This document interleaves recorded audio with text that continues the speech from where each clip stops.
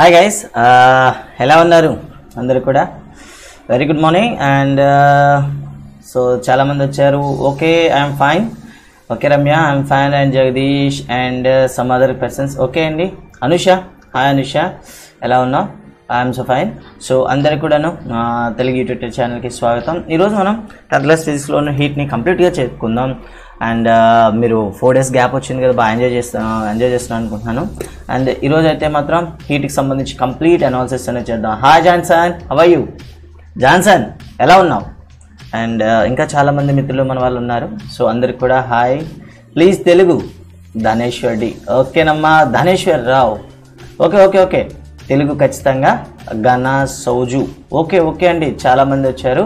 Okay, ఖచ్చితంగా మీకు Telugu medium and English medium రెండింటిలో కూడా చెప్పడం జరుగుతుంది. నో ప్రాబ్లం అండి, మీరేం దాని గురించి కంగారు పడద్దు.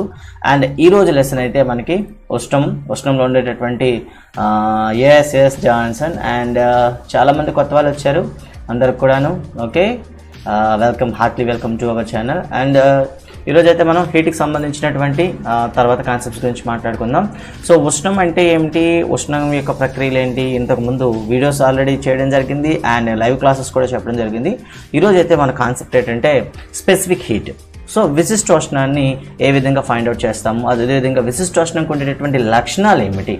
సో విశిష్టోష్ణం అంటే మనకు చాలా వరకు తెలుసు, అంటే ఒక వస్తువులో 1 degree సెల్సియస్ని పెంచడానికి అవసరమయ్యేటటువంటి శక్తిని మనం ఏమని చెప్తామంటే విశిష్టోష్ణం అని పిలుస్తాం. మరి ఈ విశిష్టోష్ణంకు ఉండే లక్షణం ఏమిటి, మరి ఈ విశిష్టోష్ణాన్ని ఎందుకు మనం యూజ్ చేయాలి, so what are the uses of the so దీనికి ఒకసారి చూద్దాం ముందు ఒకసారి.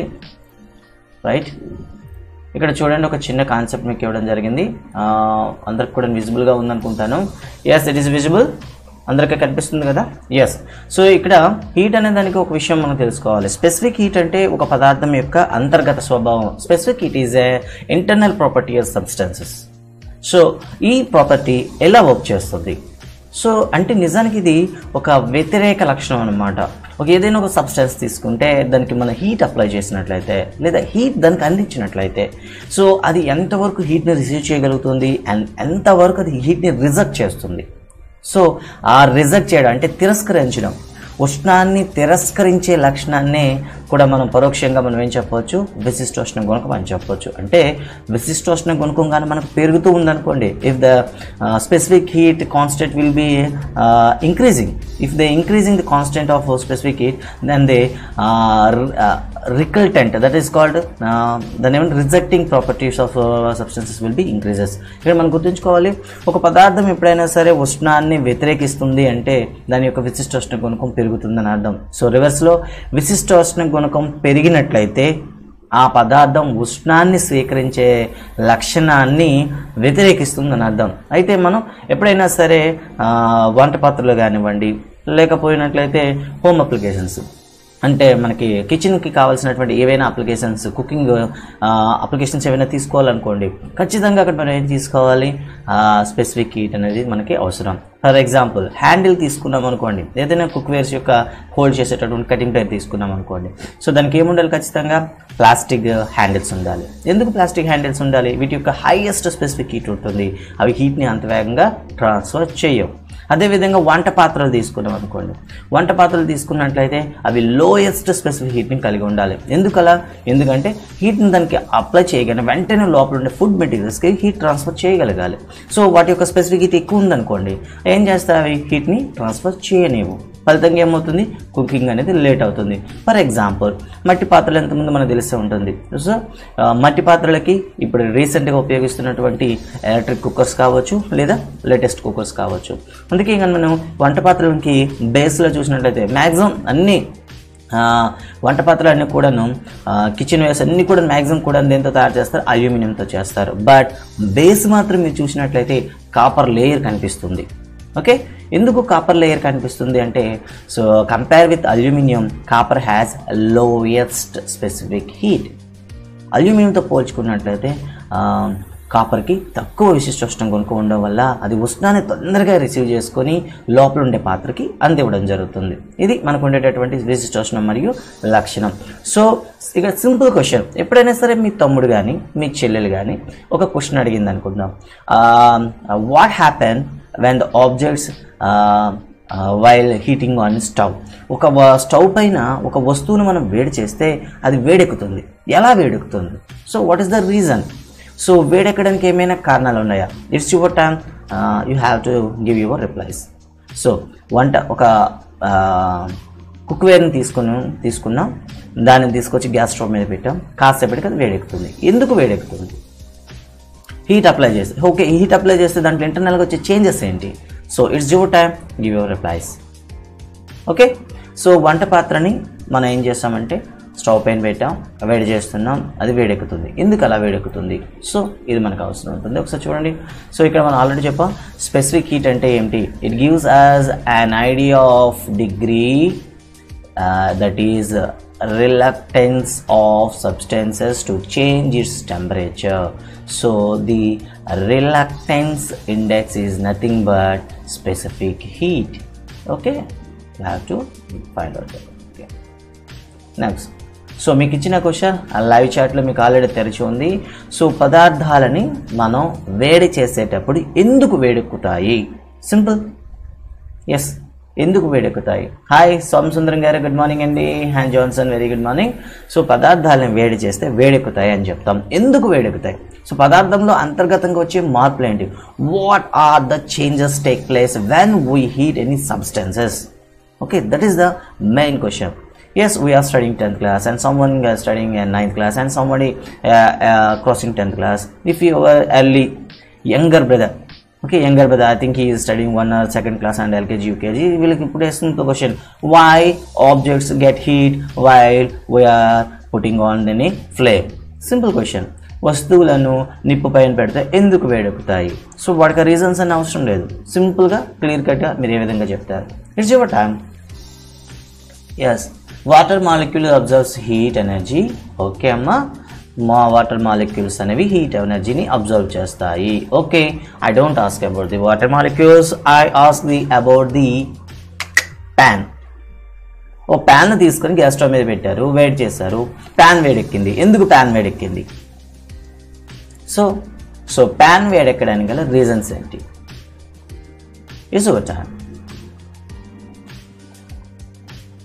Okay, it's your time. Come on, start. Telugu medium వాళ్ళు కూడా మీరు రిప్లై ఇవ్వచ్చు. తెలుగు మీడియం కూడా రిప్లై ఇవ్వచ్చు.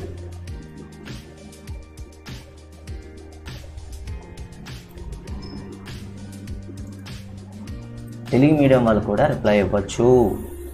చాలామంది తెలుగు మీడియం మిత్రులు కూడా చూస్తున్నారు, మీరు రిప్లై ఇవ్వచ్చు. Yes, let we go. What are the reasons? And anyone give the answers? Right.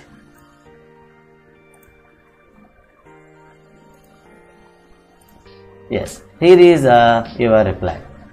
So ఏదైనా ఒక సిస్టమ్ తీసుకుంటే the molecules of any system have different forms of energy such as linear kinetic energy and rotational kinetic energy and vibrational energy and potential energy between molecules. A system అయినా మీరు తీసుకోండి, take any system. మీరు ఏ system అయినా తీసుకుంటే దాంట్లో ఉండేటటువంటి molecules ఏవైతే ఉన్నాయో ఆ సిస్టంలో ఉండే మాలిక్యూల్స్కి డిఫరెంట్ టైప్ ఆఫ్ ఎనర్జీస్ ఉంటాయి. ఓకే, ఆ డిఫరెంట్ టైప్ ఆఫ్ ఎనర్జీస్ మనం ఒకసారి గుర్తు చేసుకోవాలి. ఏంటంటే అవి, first one linear kinetic energy, and second one rotational kinetic energy, and third one vibrational energy, and last one potential energy. So Telugu medium వాళ్ళకైతే దీనికి ఒకసారి చూద్దాం. ప్రతి వ్యవస్థలో కూడా అది ఘన పదార్థమే కావచ్చు, ద్రవ పదార్థమైనా కావచ్చు, లేదా వాయు పదార్థమైనా కావచ్చు, వాటిలో కొన్ని శక్తులు అనేవి ఉంటాయి. అంటే పదార్థం నుండి అణువుల మధ్య కూడా ఏముంటుంది, శక్తులు ఉంటాయన్నమాట. For example linear kinetic energy అంటే ఏమిటి? దీన్ని మనం రేఖీయ గతిజ శక్తి అంటాం. రేఖీయ గతిజ శక్తి అని పిలుస్తాం అనమాట. Okay, linear kinetic energy. And rotational kinetic energy భ్రమణ గతిజ శక్తి, భ్రమణ గతిజ శక్తి అని పిలుస్తాం. అండ్ వైబ్రేషనల్ ఎనర్జీ అంటే దీన్ని కంపన శక్తి అని పిలుస్తాం, కంపన శక్తి. ఇక లాస్ట్లో చూస్తే పొటెన్షియల్ ఎనర్జీ, దీన్నే మనం ఏమంటాం, స్థితి శక్తి అంటాం. ఓకే, ఏ వ్యవస్థ అయినా సరే, whether it may be solid, whether it may be liquid and a gas. So మీరు ఏ స్టేట్లో ఉండేటటువంటి కాంపౌండ్ తీసుకున్నా, పదార్థం సబ్స్టెన్స్ తీసుకున్నా, దానికి ఇంటర్నల్గా ఎన్ని రకాల శక్తులు ఉంటాయి? 4 టైప్ ఆఫ్ ఎనర్జీస్ ఉంటాయి. Some of all these energies so ఇలా ఉండేటటువంటి ఈ శక్తుల మొత్తాన్ని మనం ఏమని పిలుస్తామంటే వాటి యొక్క ఇంటర్నల్ ఎనర్జీ అని పిలుస్తాం. అంటే అంతర్గత శక్తి అని పిలుస్తాం అన్నమాట. సో చూసారు కదా. సో డైరెక్ట్ క్వశ్చన్ అడుగుతాడు, అంతర్గత శక్తి అంటే ఏమిటి?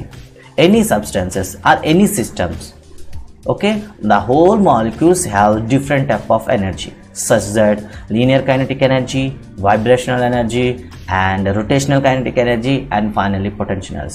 The sum of all these energies known as internal energy. ఏదైనా ఒక పదార్థము వివిధ రకాలైనటువంటి శక్తులను కలిగి ఉంటుంది. ఉదాహరణకు రేఖీయ గత శక్తి, భ్రమణ గత శక్తి, స్థితి శక్తి మరియు కంపన శక్తి. ఈ శక్తుల మొత్తంనే మనం బీజీయ మొత్తాన్ని మనం ఏమని పిలుస్తామంటే వాటి యొక్క అంతర్గత శక్తి అని పిలుస్తాం. ఎప్పుడైతే ఈ పదార్థానికి మనం ఉష్ణం అందించామో ఈ అన్ని శక్తులు అనేవి ఏమవుతాయంటే ఇంక్రీజ్ అవ్వడం అనేది జరుగుతుంది. అయితే ఈ 4 శక్తులు ఏవైతే మనం చెప్పుకున్నామో ఇందులో ఏదైతే ఉందో రేఖీయ గతిజ శక్తిని ఏదైనా చెప్పుకున్నామో రేఖీయ గతిజ శక్తిని కానీ మనం పెంచగలిగితే ఆ పదార్థం అనేది తొందరగా వేడెక్కుతుంది అన్నమాట. ఓకే, అయితే డైరెక్ట్ ప్రశ్న మీకు, ఒక వ్యవస్థ లేదా ఒక పదార్థము లేదా ఒక వస్తువు వేగంగా వేడెక్కాలంటే దానిలో ఉండే ఏ అంతర్గత శక్తిని మనం పెంపొందించాలి లేదా వాటిని ఇంక్రీజ్ చేయాలి అని అడిగితే డైరెక్ట్గా మీరు చూస్ చేసుకోవచ్చు లీనియర్ కైనెటిక్ ఎనర్జీ, రేఖీయ గతిజ శక్తి. ఒక పదార్థంలోని రేఖీయ గతి శక్తిని అంటే ఒక పదార్థం యొక్క అంతర్గత శక్తుల్లోని రేఖీయ గతి శక్తిని కానీ మీరు పెంచగలిగితే ఆ పదార్థం యొక్క ఉష్ణోగ్రత అమాంతరంగా పెరిగిపోతుంది. సో ఇదండి పదార్థం ఎందుకు వేడెక్కుతుంది అనడానికి రీజన్ అన్నమాట. Okay, yes, hi Indrani. So hi Shankar, ఇంకా 1 డే ఉంది మనం మళ్ళీ లైవ్ క్విజ్లతో మనం జాయిన్ అవ్వడానికి. And next one, what are the application of the specific heat పైన ఉండేటటువంటి అప్లికేషన్స్ ఏమైనా ఉన్నాయా? సో జనరల్గా ఇక్కడ మనకి టెక్స్ట్ బుక్లో అయితే మొత్తం 3 ఇవ్వడం జరిగింది. ఆ 3 గురించి ఒక్కొక్క దాని గురించి మనం డిస్కస్ చేసి తర్వాత మనం డైలీ లైఫ్లో ఉండేటటువంటి వాటి గురించి మాట్లాడదాం. ఫస్ట్ వన్ ఇక్కడ మనకు ఒకటి ఇవ్వడం జరిగింది టెక్స్ట్ బుక్లో, చూడండి ఒకసారి. Application of the kinetic energy, application of the specific హీట్లో ఫస్ట్ క్వశ్చన్ ఇవ్వడం జరిగింది. Yes, balancing of the temperature on the earth. భూమి మీద ఉష్ణ సమతాస్థితిని నెలకొల్పడంలో ఈ విశిష్టోష్ణం యొక్క ప్రధానమైన పాత్ర ఉందని చెప్పవచ్చు. అది ఎలా అంటే మనకి భూమి మీద మనం చూసినట్లయితే, okay, are there any problem? So చూసే వాళ్ళకి రిక్వెస్ట్, మీకు ఏమైనా ప్రాబ్లం కనిపించినట్లయితే సో ఖచ్చితంగా మెసేజ్ చేయండి. I will try to rectify. And okay, so viewers అందరూ కూడా రిక్వెస్ట్, మీరు ఏదైనా వ్యూయింగ్లో ఏదైనా ఇబ్బంది ఉందా? I think sound disturbance and voice కానీ వీడియో కానీ ఏమైనా డిస్టర్బెన్స్ ఉంటే please raise your question. And at the same time ఏమైనా డౌట్ ఉంటే కూడా డైరెక్ట్గా మీరు అడగడానికి ప్రయత్నించండి. ఓకే, వ్యూవర్స్ రిక్వెస్ట్, ఏమైనా మీకు డౌట్స్ ఉన్నా లేకపోతే వ్యూయింగ్లో ఏమైనా ప్రాబ్లం ఉన్నా ఖచ్చితంగా మెసేజ్ చేయండి. Yes, I'm checking my side. So just 1 second. Okay, thank you. So viewers అందరు కూడా రిక్వెస్ట్, ఛానల్ని చూస్తున్న అందరు కూడాను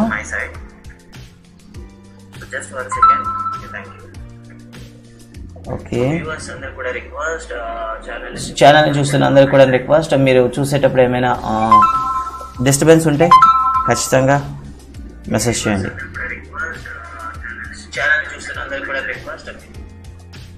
any disturbance are they?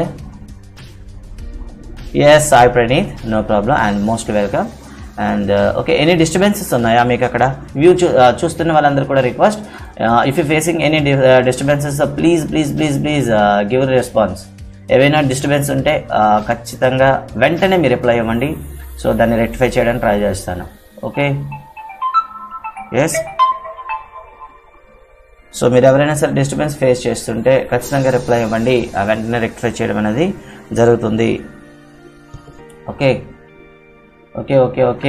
So viewers అందరికి కూడా వెరీ గుడ్ మార్నింగ్. సో ఇప్పుడు మనం application of the specific heat గురించి మనం డిస్కస్ చేస్తున్నాం. And what are the application of the specific heat? So విశిష్టోష్ణం యొక్క ఉపయోగాల గురించి మనం చర్చించుకుంటున్నాం. సో అందులో ఫస్ట్ వన్ వచ్చి మనకి ఏం చెప్తామంటే balancing of heat on the earth. So earth పైనటువంటి హీట్ని బ్యాలెన్స్ చేయడంలో ఈ స్పెసిఫిక్ హీట్ యొక్క రోల్ చాలా ఉందని మనం చెప్పవచ్చు. ఎలా ఎలా అంటే ఫర్ ఎగ్జాంపుల్ చూద్దాం. సో ఎర్త్ ఉండేటటువంటి ఎర్తన్ పార్ట్కి అండ్ వాటర్ పార్ట్కి మనం కంపేర్ చేసుకున్నట్లయితే ఎర్త్ పైన ఉండేటటువంటి వాటర్కి చాలా హైయెస్ట్ స్పెసిఫిక్ హీట్ ఉంటుంది. అండ్ ద సేమ్ టైం ఎర్త్కి చూసుకున్నట్లయితే తక్కువ స్పెసిఫిక్ హీట్ ఉంటుంది. సో ఇలా మనం కంపేర్ చేసుకుంటే సో మన గ్లోబ్లో చూసినట్లయితే మనకి ఏమవుతుంది, సో డిఫరెంట్ ప్రాపర్టీస్ వల్ల మనకి ఈక్వేటర్ దగ్గర హైయెస్ట్ టెంపరేచర్ అండ్ పోల్ రీజియన్లో ఏమవుతుంది, మనకి తక్కువ టెంపరేచర్ అనేది ఉంటుంది. అయితే ఈ ఈక్వేటర్ జోన్లో ఏదైతే భూమధ్య రేఖ ప్రాంతంలో ఉందో ఈ భూమధ్య రేఖ ప్రాంతంలో మనకి ఏముంటుంది చెప్పండి, అత్యుష్ణ మండలం అని చెప్తాం. This is the tropical zone. ఈ ట్రాపికల్ జోన్ హైయెస్ట్ టెంపరేచర్ అనేది ఉండడం వల్ల ఈ హైయెస్ట్ టెంపరేచర్ అనేది ఓషన్స్ ద్వారా ఏమవుతుంది, పోల్ వైపు ట్రాన్స్ఫర్ అవ్వడం అనేది జరుగుతుంది అనమాట. ఈ విధంగా హీట్ ట్రాన్స్ఫర్ చేసి ఎర్త్ పైన ఈక్వల్ టెంపరేచర్ ఉండడానికి ఈ వాటర్ అనేది మనకి హెల్ప్ చేస్తుంది. ఇంకా దీనికి చెప్పాలంటే ఇంకా మనం చెప్పొచ్చు. ఫర్ ఎగ్జాంపుల్ సాయిల్ని అదేవిధంగా వాటర్ని కంపేర్ చేసామనుకోండి. So while heating the soil and water, soil to get heat as quick as possible. చాలా వేగంగా భూమి వేడెక్కిపోతుంది. ఫర్ ఎగ్జాంపుల్ 12 o'clockకి మీరు ఒకసారి చూసినట్లయితే ల్యాండ్ ఎంత హీట్గా ఉంటుందో మీరు చూడవచ్చు. And the same time water అనేది నెమ్మదిగా వేడెక్కుతుంది అండ్ నెమ్మదిగా చల్లబడుతుంది. Water will be get heat it increase its temperature slowly and it will be cool slowly.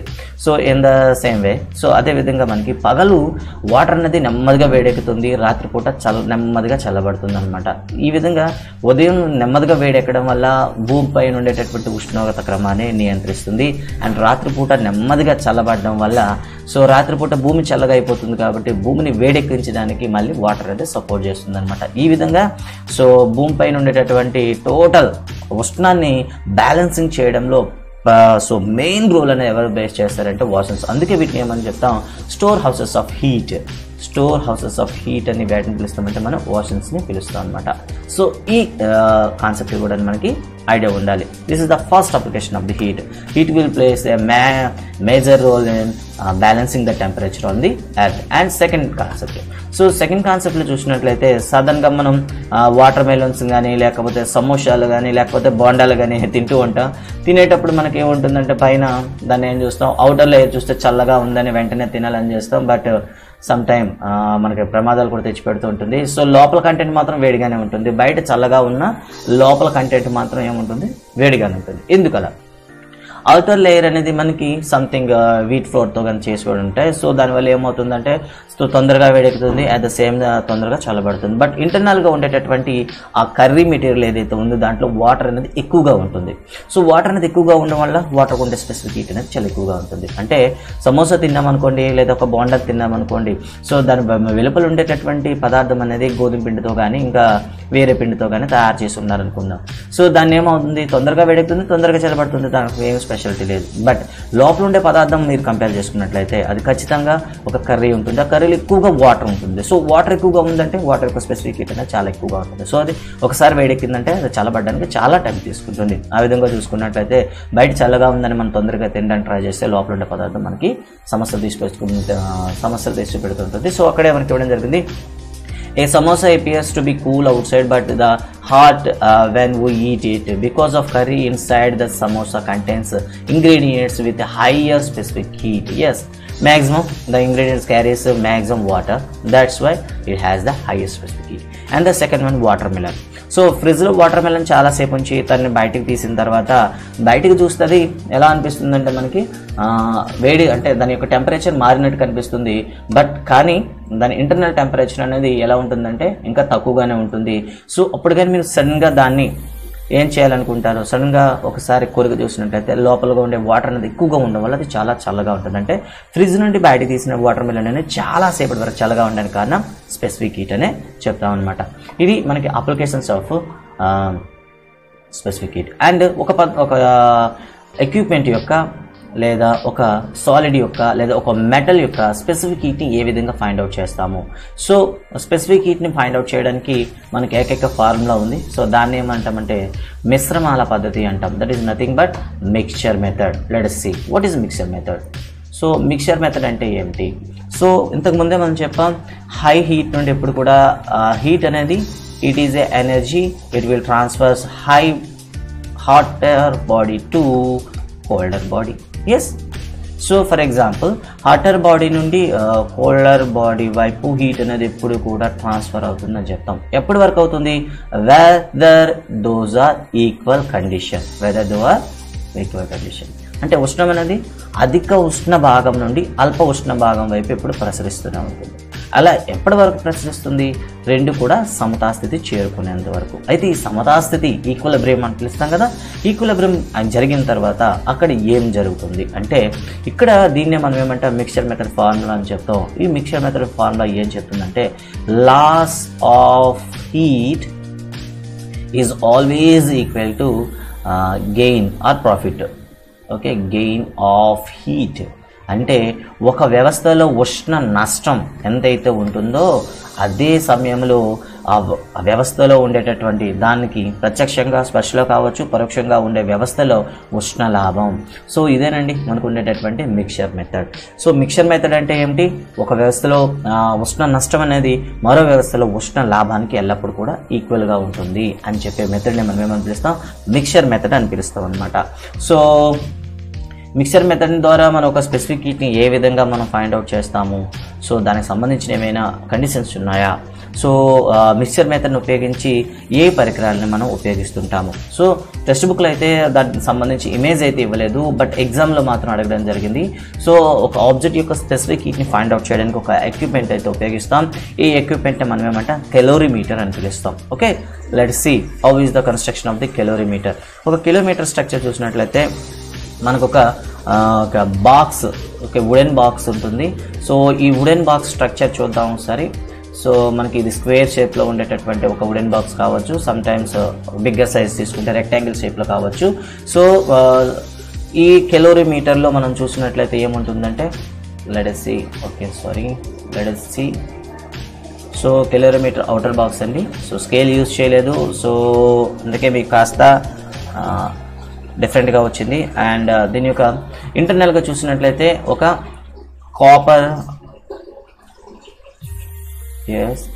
Copper bowl అనేది లోపల ఉంటుంది.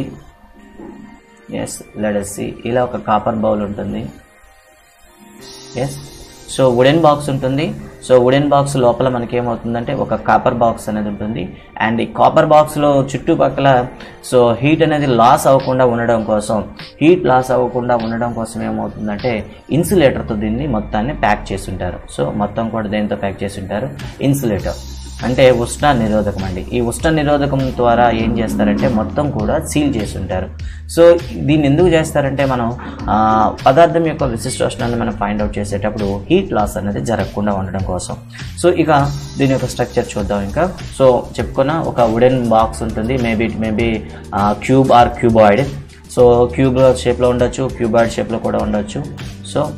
So let's see is cap. లైట్గా ఇలా క్యాప్ ఉందనుకుందాం.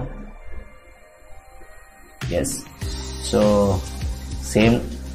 సో డిజిటల్ ట్రై చేస్తున్నాం కాబట్టి కొద్దిగా ఆర్ట్ అనేది డిఫరెంట్గా ఉంటుంది. సో ఈ విధంగా మనకి కెలోరీమీటర్ స్ట్రక్చర్ ఉంటుంది. అండ్ కెలోరీమీటర్లో చూసినట్లయితే దీని యొక్క లోపల టెంపరేచర్ చేంజెస్ ఎప్పటికప్పుడు మనం అబ్జర్వ్ చేయడానికి ఏముంటుందంటే ఒక థర్మామీటర్ అనేది లోపల మనకి ఫిక్స్ చేయడం అనేది జరిగి ఉంటుందన్నమాట.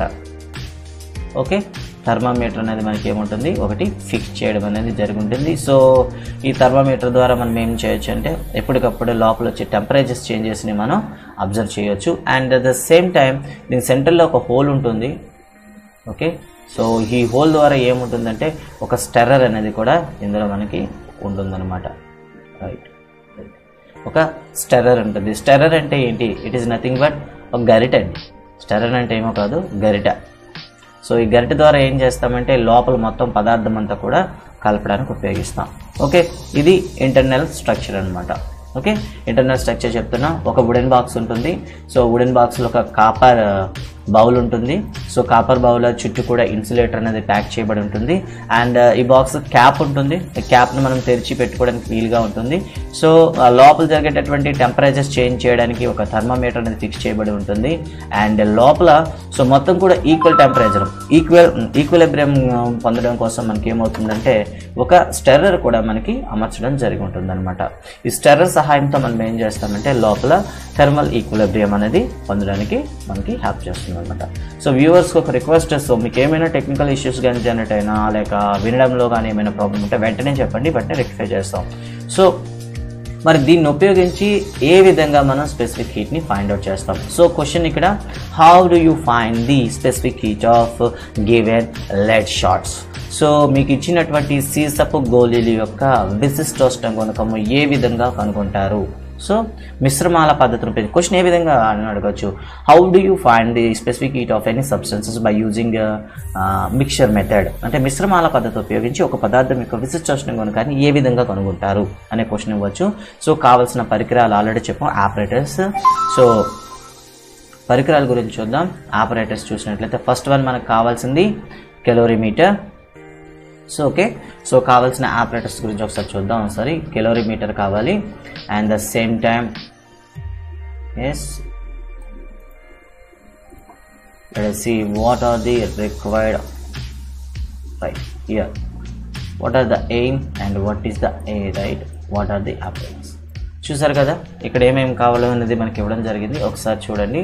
ఫస్ట్ ఆఫ్ ఆల్ కావాల్సింది కెలోరీమీటర్ కావాలి, and the same time thermometer, స్టెర్రర్.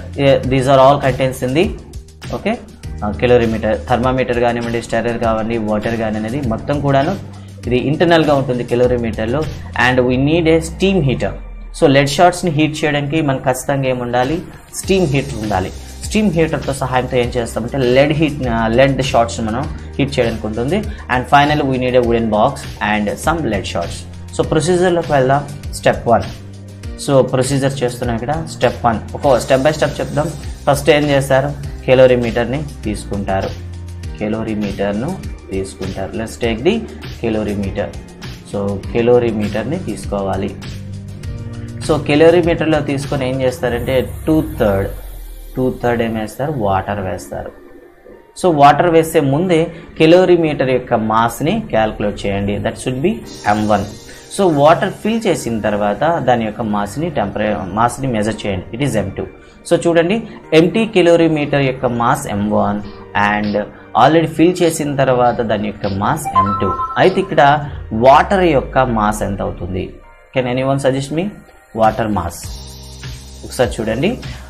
ఖాళీగా ఉండేటటువంటి కెలోరీమీటర్ యొక్క భారాన్ని మనం కొలిచాం. సో ఖాళీగా ఉండే కెలోరీమీటర్ యొక్క భారం m1 అయితే, ద్రవ్యరాశి m1 అయితే, సారీ భారం కాదు ద్రవ్యరాశి m1 అయితే దాంట్లో 2/3 వంతు నీరు నింపిన తర్వాత దాని యొక్క ద్రవ్యరాశి m2. అయితే రియల్గా వాటర్ యొక్క మాస్ ఎంత అవుతుంది? Can anyone suggest me? Anyone, ఎవరైనా సరే సజెస్ట్ చేయండి. సో ఎంటీ కెలోరీమీటర్ మాస్ అనేది m1, వాటర్ వేసిన తర్వాత దాని యొక్క mass m2.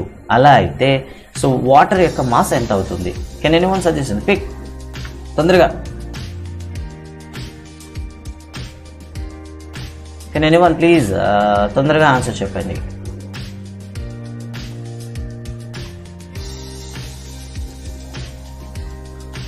Come on quick. So ఈరోజు మ్యాథ్స్ ఫిజిక్స్ హీట్ కంప్లీట్ చేద్దాం అనుకుంటున్నాను. సో తొందరగా ఎనీవన్. సో మళ్ళీ చెప్తున్నాను, ఇనీషియల్ స్టేజ్లో ఎంటీ కెలోరీమీటర్ యొక్క మాస్ m1 అవుతుంది. అండ్ వాటర్ 2/3 వాటర్ ఫిల్ చేసిన తర్వాత 2/3 వంతు వాటర్ వేసిన తర్వాత దాని యొక్క మాస్ అనేది m2 అయింది అనుకుందాం. సో మనకు తెలుసు ఇనీషియల్గా ఉండేటప్పుడు లో వెయిట్ ఉంటుంది, వాటర్ వేసిన తర్వాత హై వెయిట్ ఉంటుంది. So weight will be increases. అయితే ఈ వాటర్ యొక్క మాస్ ఎంత అవుతుంది? ఫర్ ఎగ్జాంపుల్ చెప్పండి క్విక్. సో మీరు అలా స్టాటిక్గా ఉంటే కాదు. So yes, it is yes is nothing but m2 minus m1. So m2 minus m1 చేసినట్లయితే మనకేమొస్తుంది? వాటర్ యొక్క మాస్ వస్తుంది. Okay, water mass is m2 minus m1. Okay student గారు. అండ్ ఓకే, నెక్స్ట్ వన్ ఇప్పుడు ఏం చేస్తామంటే వాటర్ వేసిన తర్వాత ఏం చేస్తారు? టెంపరేచర్ మెజర్ చేస్తారు. సో టెంపరేచర్ అనేది దేన్ని మనం ఇక్కడ మెజర్ చేస్తున్నాం చెప్పండి ఒకసారి. ఇక్కడ వాటర్ యొక్క టెంపరేచర్ చేస్తున్నాం. సో వాటర్ యొక్క ఇనిషియల్ స్టేజ్లో టెంపరేచర్ ఎంత? T1గా తీసుకుందాం. ఓకే, సో ఇది మేబీ అట్ రూమ్ టెంపరేచర్, గది ఉష్ణోగ్రత అని చెప్తాం అనమాట. సో నౌ ఇప్పుడు ఏం చేద్దాం? This is about the step 1. So మీరు ఇప్పుడు రెండో విషయం ఏం చేయాలంటే టేక్ సమ్ లెడ్ షార్ట్స్. కొన్ని సీసపు గోళీలను తీసుకోండి, లెడ్ షార్ట్స్ని తీసుకోండి. ఈ లెడ్ షార్ట్స్ని యొక్క ఫస్ట్ టైం మాస్ వాటిని మెజర్ చేయండి, మాస్ని మెజర్ చేయండి. Let is take as it is M3. So M3 అనేది ఏంటండి, లెడ్ షార్ట్స్ యొక్క మాస్. వీటిని ఏం చేస్తారు, మన దగ్గర ఉండే స్టీమ్ హీటర్ ఉందని తీసుకున్నాం కదా, స్టీమ్ హీటర్ సహాయంతో వీటిని ఏం చేస్తామంటే హీట్ చేయండి. సో ఎంతవరకు హీట్ చేస్తారు, స్టీమ్ హీటర్ అంటే ఏంటి, సో స్టీమ్ హీటర్ అంటే నథింగ్ బట్ అండి, సో సీల్ చేయబడి ఉంటుంది, కిందన మనం హీట్ చేస్తూ ఉంటాము, లోపల ఏమవుతుంది వాటర్ ఉంటుంది అనమాట. ఎప్పుడైతే మనం హీట్ చేసామో ఏమొస్తుంది, నుండి వాటర్ స్టీమ్ వస్తుంది. మీకు తెలుసు కదా, బాయిల్ అయ్యే వాటర్ కన్నా స్టీమ్ అనేది హైయెస్ట్ ఎనర్జీని కలిగి ఉంటుంది. అలా అయితే ఈ స్టీమ్లో ఏం చేస్తారంటే ఈ M3 తీసుకున్న లెడ్ షార్ట్స్ని ఏం చేస్తాం, మనం వేడి చేస్తాం అనమాట. సో వేడి చేసిన తర్వాత వీటి యొక్క టెంపరేచర్ని మనం స్టీమ్ హీటర్లో మన టెంపరేచర్ ఎంత అయితే ఉంటుందో ఇక్కడ చూడండి ఒకసారి. స్టీమ్ హీటర్లో లెడ్ షార్ట్స్ని వేడి చేస్తున్నప్పుడు ఏం చేస్తామంటే ఇక్కడ టెంపరేచర్ని మనం మెజర్ చేస్తాం అనమాట. స్టీమ్ హీటర్లో ఉండేటప్పుడు దీని టెంపరేచర్ని T2గా మెజర్ చేయండి. చూడండి ఒకసారి. సో లెడ్ షార్ట్స్ యొక్క మాస్ని M3గా తీసుకున్నారు అండ్ లెడ్ షార్ట్స్ యొక్క టెంపరేచర్ని T2గా తీసుకున్నారు. ఎస్, సో రెండు కండిషన్లో వచ్చాయి. సో ఫస్ట్ కండిషన్లో ఏమొచ్చింది, సో ఇనీషియల్ స్టేజ్లో ఉండేటటువంటి ఒక స్ట్రక్చర్ వచ్చింది అండ్ సెకండ్ స్టేజ్లో మనం ఏం చేసాం, లెడ్ షార్ట్స్ని తీసుకున్నాం, వాటి యొక్క వెయిట్ ఏదైతే మాస్ ఉందో ముందుగా మెజర్ చేసాం అండ్ వాటిని ఏం చేసాం, స్టీమ్ హీటర్లో వేడి చేసాం. ఓకే, సో ఇప్పుడు వేడి చేసినటువంటి ఈ లెడ్ షార్ట్స్ని తీసుకొచ్చి కెలోరీమీటర్లో వేస్తున్నాం. అంటే ఇప్పుడు ఏం చేస్తున్నాం, కెలోరీమీటర్లో సో లెడ్ షార్ట్స్ని మనం యాడ్ చేసాం అనమాట, లెడ్ షార్ట్స్ని యాడ్ చేసాం. అయితే ఇక్కడ రెండు విషయాలు. సో మీరు ఇక్కడ మెజర్ చేస్తే M3 అనుకుంటారు, ఒకవేళ మెజర్ చేయకుండా వచ్చామనుకోండి ఈ టోటల్ మాస్ని క్యాలిక్యులేట్ చేయండి.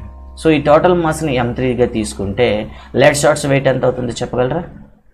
ఇక్కడ చూడండి, మళ్ళీ మీకు కన్ఫ్యూజ్ వద్దు. సో కెలోరీమీటర్లో ఏమేమి ఉన్నా చెప్పండి, కెలోరీమీటర్ ప్లస్ వాటర్ ఉంది. ఇప్పుడు మనకి ఏం చేస్తాం, లెడ్ షార్ట్స్ కూడా యాడ్ చేసాం కదా. సో మొత్తం మాస్ అనేది M3 అయితే లెడ్ షార్ట్స్ యొక్క మాస్ ఎంత అవుతుంది? Yes, your question now. Sai Praneeth, you have to give the answer. So మళ్ళీ ఒకసారి చూడండి, కెలోరీమీటర్లో నీరు ఉన్నాయి, కెలోరీమీటర్ ఉంది, రెండింటిని యొక్క ద్రవ్యరాశిని మనం కొలిస్తే మనకి ఏమొచ్చింది, M2 వచ్చింది. ఇప్పుడు దాంట్లో ఏం చేసామంటే మళ్ళీ సీసపు గోళీలను వేసాం. సీసపు గోళీని వేసిన తర్వాత మాస్ని క్యాలిక్యులేట్ చేసాం. ఈసారి మనకి మాస్ M3 వచ్చింది అనుకుందాం. అలా అయితే సీసపు గోళీల యొక్క ద్రవ్యరాశి ఎంత అవుతుంది? ఓకే, సీసపు గోళీల యొక్క ద్రవ్యరాశి, నో టెంపరేచర్ కాదు, ఇక్కడ టెంపరేచర్ కాదు, మాస్ అడిగాను, మాస్.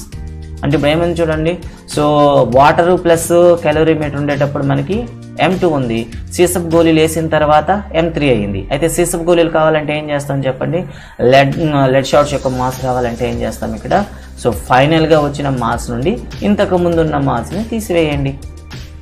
ఓకే కదా, ఫైనల్గా ఉండే మాస్ అనేది M3, ఇంతకు ముందు అంటే విత్ వాటర్ అండ్ ఎస్ అండి శ్రీను గారు, ఎస్ M3 మైనస్ M2 చేస్తారనమాట. సో M3 మైనస్ M2 చేసినట్లయితే మనకి ఏమొస్తుంది, లెడ్ షార్ట్స్ యొక్క మాస్ అనేది మీకు రావడం జరుగుతుంది. సో ఇప్పుడు ఏం చేస్తాం, ఇప్పుడు ప్రయోగం మొత్తం కూడా ఒకసారి డైరెక్ట్గా ఒకసారి మనం చూద్దాం. ఒక్కొక్క పాయింట్ని మళ్ళీ చెప్తాను, ఒకసారి క్లియర్గా చెప్పండి. చూడండి ఒకసారి. ఇనిషియల్ స్టేజ్లో స్టెప్ 1లో ఏం చేసాం, కెలోరీమీటర్ యొక్క మాస్ని మనం మెజర్ చేసాం, కెలోరీమీటర్ మాస్ M2 తీసుకున్నాం.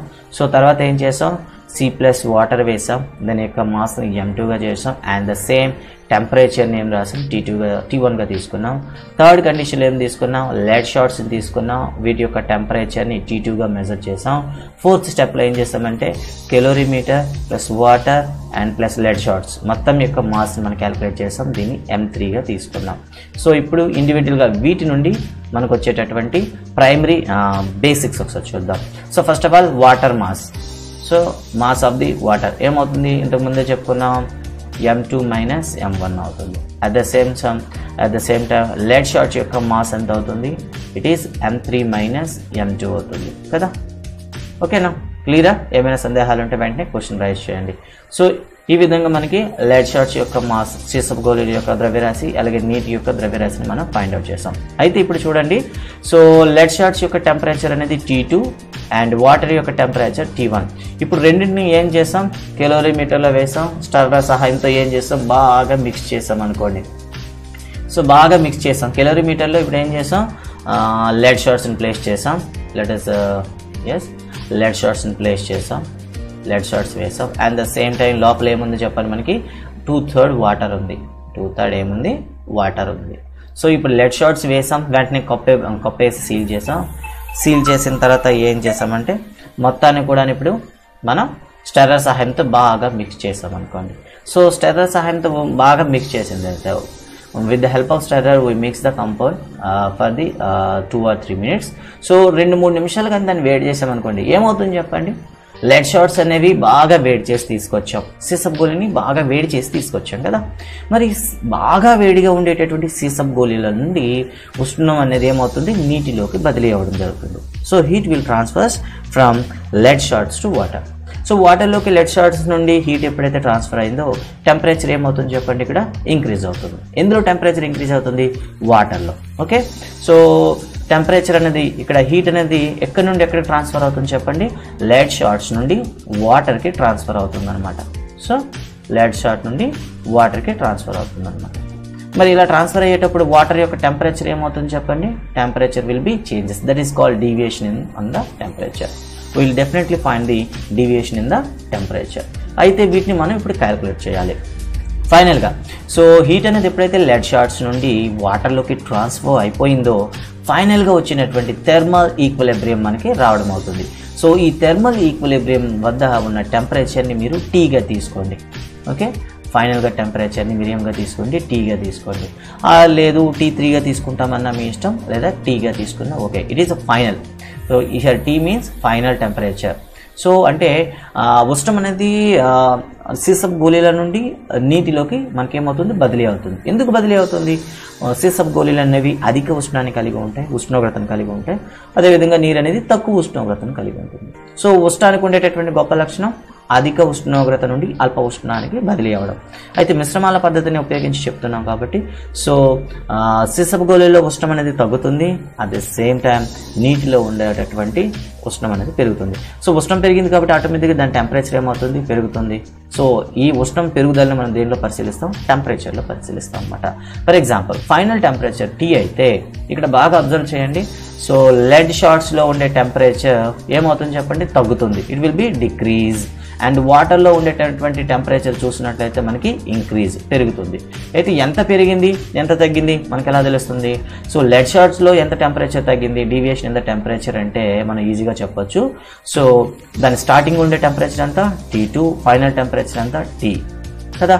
అంటే స్టార్టింగ్లో ఎక్కువ ఉండేది, ఇప్పుడు తక్కువ అయిపోయింది, కాబట్టి ఎంత అయింది, సో దాంట్లో చేంజ్ ఎంత అని చెప్తాం, T2 - T1గా చెప్తాం. Yes, I have to complete today. ఈరోజు కంప్లీట్ చేద్దాం అనుకుంటున్నాను సార్ ప్రణీత్, మేబీ 2 hours అవ్వచ్చు. Let complete. సో కంప్లీట్ చేయాలని ట్రై చేస్తున్నాను ఈరోజు. సో బోర్గా ఫీల్ అయితే మాత్రం వెంటనే చెప్పండి, ఖచ్చితంగా టాపిక్లో మ్యాథ్స్లోకి వెళ్ళిపోదాం. So deviation in the temperature, ఎంత టెంపరేచర్ చేంజ్ అయింది. సో ఇనిషియల్ స్టేజ్లో హై టెంపరేచర్ ఉండేది, that is T2, and final స్టేజ్లోకి వచ్చేసరికి టెంపరేచర్ అనేది డిక్రీజ్ అయింది. సో ఎంత చేంజ్ వచ్చింది అంటే మనం ఏం చెప్తాం, T2 - T అని చెప్తాం. అండ్ వాటర్లో చూసినట్లయితే ఇనీషియల్ స్టేజ్లో T2 ఉండేది, సో చాలా తక్కువ ఉండేది, సారీ ఇట్ ఈస్ T1 చాలా తక్కువ ఉండేది. బట్ ఫైనల్కి వచ్చేసరికి ఇట్ ఈస్ పెరిగింది. అది ఎంత పెరిగింది and what is the gain temperature, we will direct calculate as the T - T1. This is about the water. So ఇక్కడ చూడండి మనకు ఉండేటటువంటి మిశ్రమాల పద్ధతి ప్రకారం, మిక్చర్ మెథడ్ ప్రకారం, సో మేమేం చెప్తాం, ఏం అప్లై చేస్తాం ఇక్కడ, heat loss is always equal to heat gain. Okay, mixture మెథడ్లో ఏం చెప్తాం, heat loss is always equal to heat gain అని చెప్తాం. అయితే ఈ లాస్ని గెయిన్ని ఏ విధంగా క్యాలిక్యులేట్ చేస్తారు, డైరెక్ట్ టెంపరేచర్లో చేంజ్ చేస్తే డైరెక్ట్ అప్లై చేస్తామా, చేయం. సో ఇక్కడ ఉండేటటువంటి మనకున్న ఫార్ములా ఏంటంటే Q is equal to MS delta T ఉపయోగిస్తాం అనమాట. అయితే ఇక్కడ చూడండి, so heat loss in the lead shots equal to heat gained in the water. So ముందుగా వాటిని క్యాలిక్యులేట్ చేద్దాం ఒకసారి. సో కెలోరీమీటర్లో సారీ లెడ్ షార్ట్లో heat loss is equal to, ఓకేనా, is equal to water. At the same time ఏముంది, calorimeter కూడా కొంత ఉంటుంది కదా, కెలోరీమీటర్లో వచ్చేటటువంటి హీట్ ప్రాఫిట్, హీట్ గెయిన్ అనమాట. సో వీటిని ఇండివిజువల్గా మనం ఇప్పుడు మెజర్ చేయాలి. సో మెజర్ చేసినట్లయితే ఇక్కడ మీకు ఇనీషియల్ ఫార్ములా అనేది మీరు ఈజీగా జనరేట్ చేయగలుగుతారు. సో ఒక్కొక్క దాని గురించి చేద్దాం. First of all lead shots తీసుకుందాం. లెడ్ షార్ట్స్ యొక్క మాస్ ఏమని చెప్పండి, M3 అని చెప్పాం. ఓకే, సో లెడ్ షార్ట్స్ యొక్క స్పెసిఫిక్ హీట్ మనకు తెలియదు. సో SL అని రాస్తున్నాను. అండ్ హీట్ లాస్ ఎంత అవుతుంది చెప్పండి. సో దాని ఫైనల్ ఇనిషియల్ స్టేజ్లో T2 ఉండేది, ఫైనల్ స్టేజ్లో T వచ్చింది కాబట్టి T2 మైనస్ Tగా చెప్తాం అనమాట. Let us see. This is the loss in the lead shots and gain in the water. వాటర్కి ఒకసారి చూద్దాం ఒకసారి. సో వాటర్ యొక్క మాస్ మనం ఏం చేసాం, M2 మైనస్ M1 అని చెప్పుకున్నాం. అండ్ ద సేమ్ టైమ్ దీని యొక్క స్పెసిఫిక్ హీట్ అనేది సో ఏం చేస్తాం SW. And at the same time ఇందులో deviation in the temperature, that means T minus T1. So at the same time calorimeter గురించి కూడా మనం పరిశీలించాలి. కెలోరీమీటర్ చూద్దాం. ఇనిషియల్గా కెలోరీమీటర్ యొక్క మాస్ ఎంత ఉండేది, M ఉండేది. దాని యొక్క స్పెసిఫిక్ హీట్ అనేది SC అని రాద్దాం. సో ఇందులో టెంపరేచర్ చేంజ్ కూడా కొంతవరకు రావచ్చు. ఎందుకు, అక్కడ ఉండే బౌల్ అనేది కాపర్తో చేసి ఉంటాం కాబట్టి కాపర్ బౌల్లో కూడా ఏమొస్తుంది, హీట్ అనేది చేంజ్ వస్తుంది. సో దాన్ని కూడా మనం ఇక్కడ మెజర్ చేయాలన్నమాట. సో అలా అనుకుంటే ఇనిషియల్ స్టేజ్లో దీని యొక్క టెంపరేచర్ ఎంత ఉండేది, T1గానే ఉండేది. సో ఫైనల్గా ఏమైంది, T మైనస్ T1గా వచ్చిందంట. So we have to remember that these are all the deviation in the temperatures. Delta Ts means change in the temperature. So ఈ డీవియేషన్ ఇన్ ద టెంపరేచర్స్ మీకు ఇక్కడ చూపించడం జరిగింది. సో ఫైనల్గా మీకు వచ్చిన ఈక్వేషన్ ఏంటి ఒకసారి స్ట్రైట్గా రాస్తున్నాను. సో ఫైనల్గా వన్ సెకండ్ ఎస్. సో ఇప్పుడు వచ్చినటువంటి ఫార్ములాని డైరెక్ట్గా రాద్దాం.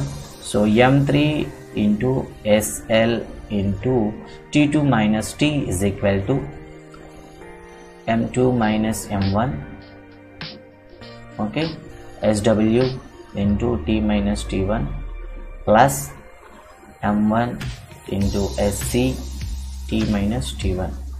సో ఇదండి మనకు ఉండేటటువంటి మొత్తం. మనకు కావాల్సింది ఏంటి చెప్పండి, specific heat of the lead shots. కాబట్టి ఈ రెండు మల్టిప్లై చేస్తున్నాయి కాబట్టి అవతల వైపు పంపించేయండి. అండ్ పైన ఏవైనా కామన్గా ఉంటే మీకు తీయడానికి ఉంటే కామన్గా కూడా తీసేవచ్చు. సో చూడండి ఇక్కడ T మైనస్ T1 కామన్గా ఉంది కదా, దాన్ని తీసేద్దాం. T మైనస్ T1 కామన్గా మీరు తీసినట్లయితే లోపల ఏమొస్తుంది చూడండి. సో లోపల వచ్చేటటువంటివి M2 minus M1 into SW means specific heat of water and M1 into SC. SC means here specific heat of the calorimeter whole by we can write as M3 into so ఇక్కడ ఒక విషయం చూడండి, M3 అనేది డైరెక్ట్గా వేసాం but M3 కాదు ఇక్కడ. So ఏమొస్తుంది, M3 minus M2. Lead shots యొక్క మాస్ అనేది ఏమొస్తుంది మనకి, M3 మైనస్ M2 వస్తుంది అనమాట కదా. సో అలా అనుకుంటే ఇక్కడ ఏం చేస్తామంటే M3 minus M2 into T2 minus T1. This is the formula for the find in the specific heat of any substances. So ఏ పదార్థం యొక్క విశిష్టోష్ణం కనుగొనడానికైనా ఈ ఫార్ములా ఉపయోగించి మనం చేస్తాం అనమాట. సో ఇదండి మిక్చర్ మెథడ్లో ఉపయోగించేటటువంటి ఫార్ములా. మళ్ళీ ఒకసారి చూడండి, ఇక్కడ టెక్స్ట్ బుక్లో మనకి T3 ఇవ్వడం జరిగిందా లేదా ఏమి ఇచ్చారో చూద్దాం ఒకసారి. ఎస్ అండి, టీగానే ఇవ్వడం జరిగింది. So no problem. So final temperature S SL is equal to okay అండి. సో టెక్స్ట్ బుక్లో అయితే మనకి T3గా తీసుకున్నారు, అంటే ఫైనల్ టెంపరేచర్ని T3గా తీసుకొని చెప్పారు. సో ఎస్ టెక్స్ట్ బుక్లో అయితే దీన్ని T3గా తీసుకొని చెప్పడం జరిగింది, మనం టీగా రాస్తాం. సో అలా అనుకుంటే T ప్లేస్లో మీరు ఏం చేస్తారంటే T3ని మనం వేస్తాం అనమాట. సో T3ని వేయండి ఒకసారి. ఇక్కడ చూడండి, ఇక్కడ T3 ఓకే. ఫైనల్గా T3 minus T1 okay, T3 minus T1 of M1 SC plus M2 minus M1 into SW by M3 minus M1 of T2 minus T3. So ఈ ఫార్ములా ఉపయోగించి మనం స్పెసిఫిక్ హీట్ని ఫైండ్ అవుట్ చేస్తాం. So this is about the specific heat. Are you there Sai Praneeth, are you there?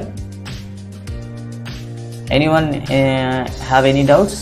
Specific హీట్ని find out చేసేటప్పుడు మీకు ఎక్కడైనా సరే ప్రాబ్లం ఏర్పడిందా, అర్థం చేసుకోవడానికి ఇబ్బంది పడ్డారా చెప్పండి ఒకసారి. No problem, I will try to explain once again. మీకు ఏమైనా ఇబ్బంది ఉంటే చెప్పండి, definitely I will try to help once again.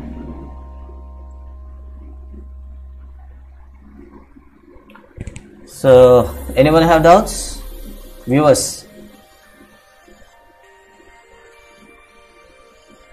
So specific హీట్ని ఏ విధంగా ఫైండ్ అవుట్ చేస్తాము అని చెప్పడానికి మనం మిక్సర్ మెథడ్ని ఉపయోగిస్తాం. మిక్సర్ మెథడ్లో ఉపయోగించే ఎక్విప్మెంట్ పేరు కెలోరీమీటర్. ఓకే, సో ఫార్ములా ఫైనల్గా T3 - T1 of M2 - M1 of SW plus M1 SC whole by M3 - M2 of T2 - T3. Anyone have doubts please? Okay, లేదా నెక్స్ట్ కాన్సెప్ట్కి వెళ్ళిపోవడం జరుగుతుంది. ఎవరికైనా సందేహం ఉందా? No doubt. Okay, shall I carry on? So continue చేయొచ్చా లేదా break కావాలా? సో వ్యూవర్స్ అందరూ కూడా రిక్వెస్ట్, కంటిన్యూ చేయనా బ్రేక్ కావాలా? సో మీ కామెంట్స్ని మెసేజ్ చేయండి, కంటిన్యూ చేయనా? సో ఈరోజు మనం చెప్పుకుంది ఏంటంటే yes continue. Okay, thank you for your feedback. And some others are watching and they are not giving any reply. Okay, anyhow so విశిష్టోష్ణ గుణకము స్పెసిఫిక్ హీట్ని ఏ విధంగా ఫైండ్ అవుట్ చేయాలని చెప్పుకున్నాం. అయితే ఇప్పుడు ఉష్ణానికి ఉండేటటువంటి మరికొన్ని లక్షణాల గురించి మనం మాట్లాడదాం. సో ఈ లక్షణాల గురించి ఒక్కొక్క దాని గురించి మనం మాట్లాడాలి. సో అందులో చాలా ఉష్ణానికి ఉండేటటువంటి అంశాలు ఉన్నాయి. సో అందులో మొదటిది మనం ఫస్ట్ వన్ గురించి మనం మాట్లాడుతున్నాం, ఎవాపరేషన్. సో ఎవాపరేషన్ గురించి మనం మాట్లాడుకోవాలి. What is evaporation? ఎవాపరేషన్ అంటే ఏమిటి? సో దీన్ని మనం ఏమని పిలుస్తాం? బాష్పీభవనము అని పిలుస్తాం. ఓకే, తెలుగులో అయితే ఏమని పిలుస్తాం? బాష్పీభవనం అని పిలుస్తాం. సో ఇంగ్లీష్లో అయితే ఎవాపరేషన్ అని పిలుస్తాం. సో ఎవాపరేషన్ అంటే ఏమిటి?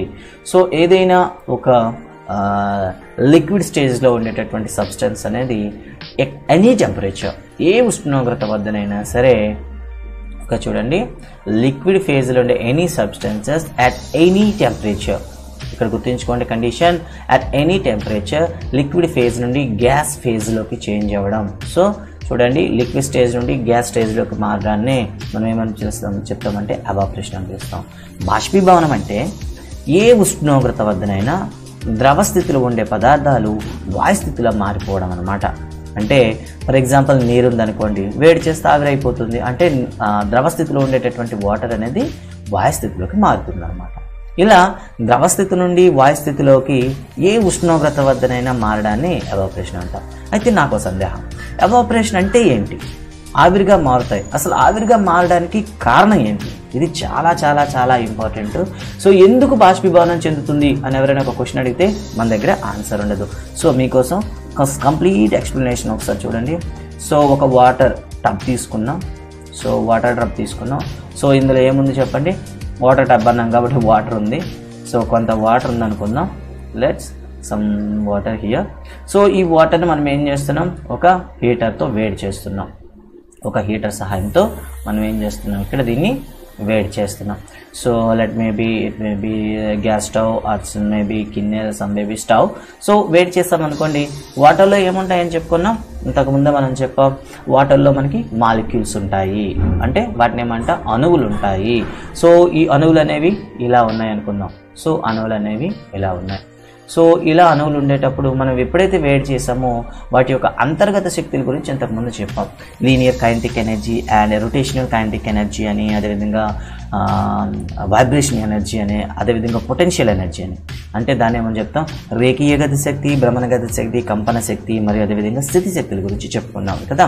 ఎప్పుడైతే ఉష్ణం మనం అందించామో ఈ ఉష్ణంలో ఉండే శక్తి అనేది వాటిలోనే కానీ ఈ 4 శక్తుల్లో కానీ లీనియర్ కైనెటిక్ ఎనర్జీ అంటే రేఖీయ గతి శక్తిని కానీ మనం అందించినట్లయితే ఏమవుతుంది చెప్పండి?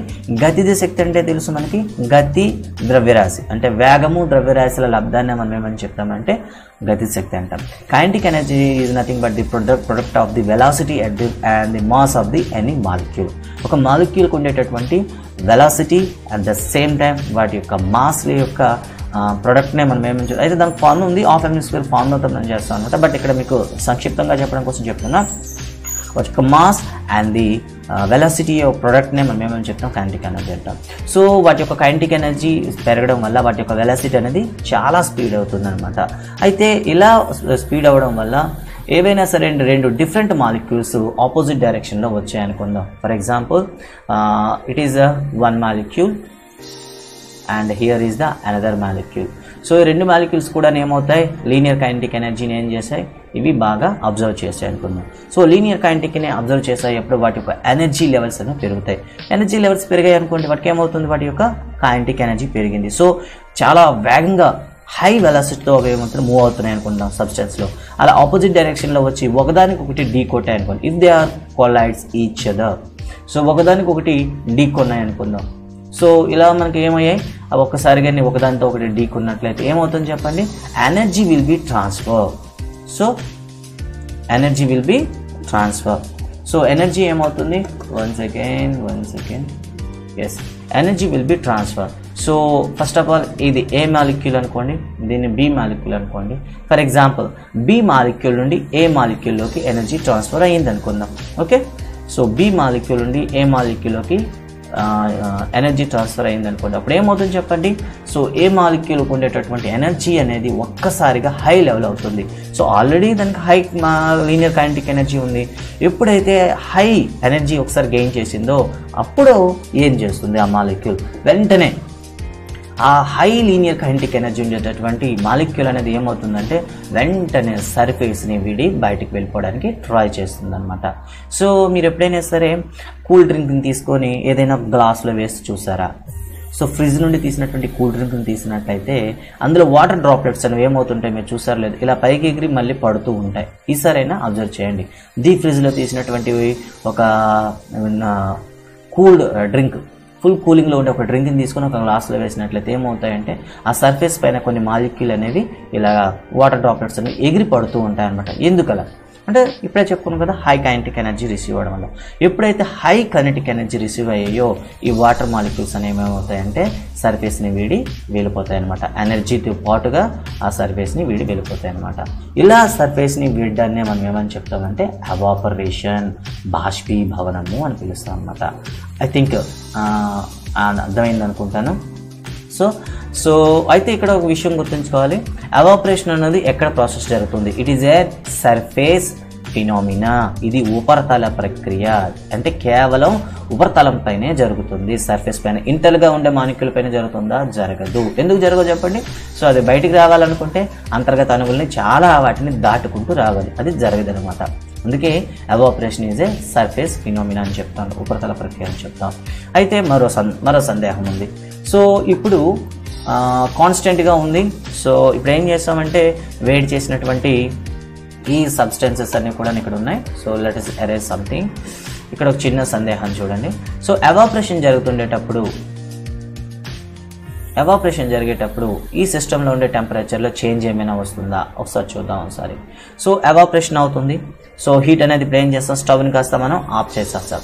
స్టవ్ని కాస్త మనం we shut down the stove. Okay, స్టవ్ని ఆపేస్తాం. సో ఇప్పుడు ఏమవుతాయి చెప్పండి, వాటర్ మాలిక్యూల్స్ అనేవి ఏమవుతున్నాయి, ఎవాపరేట్ అవుతూనే ఉన్నాయి అనుకుందాం. Let us some water molecules are leaving the సర్ఫేస్ని వీడి వెళ్ళిపోతున్నాయి అనుకుందాం.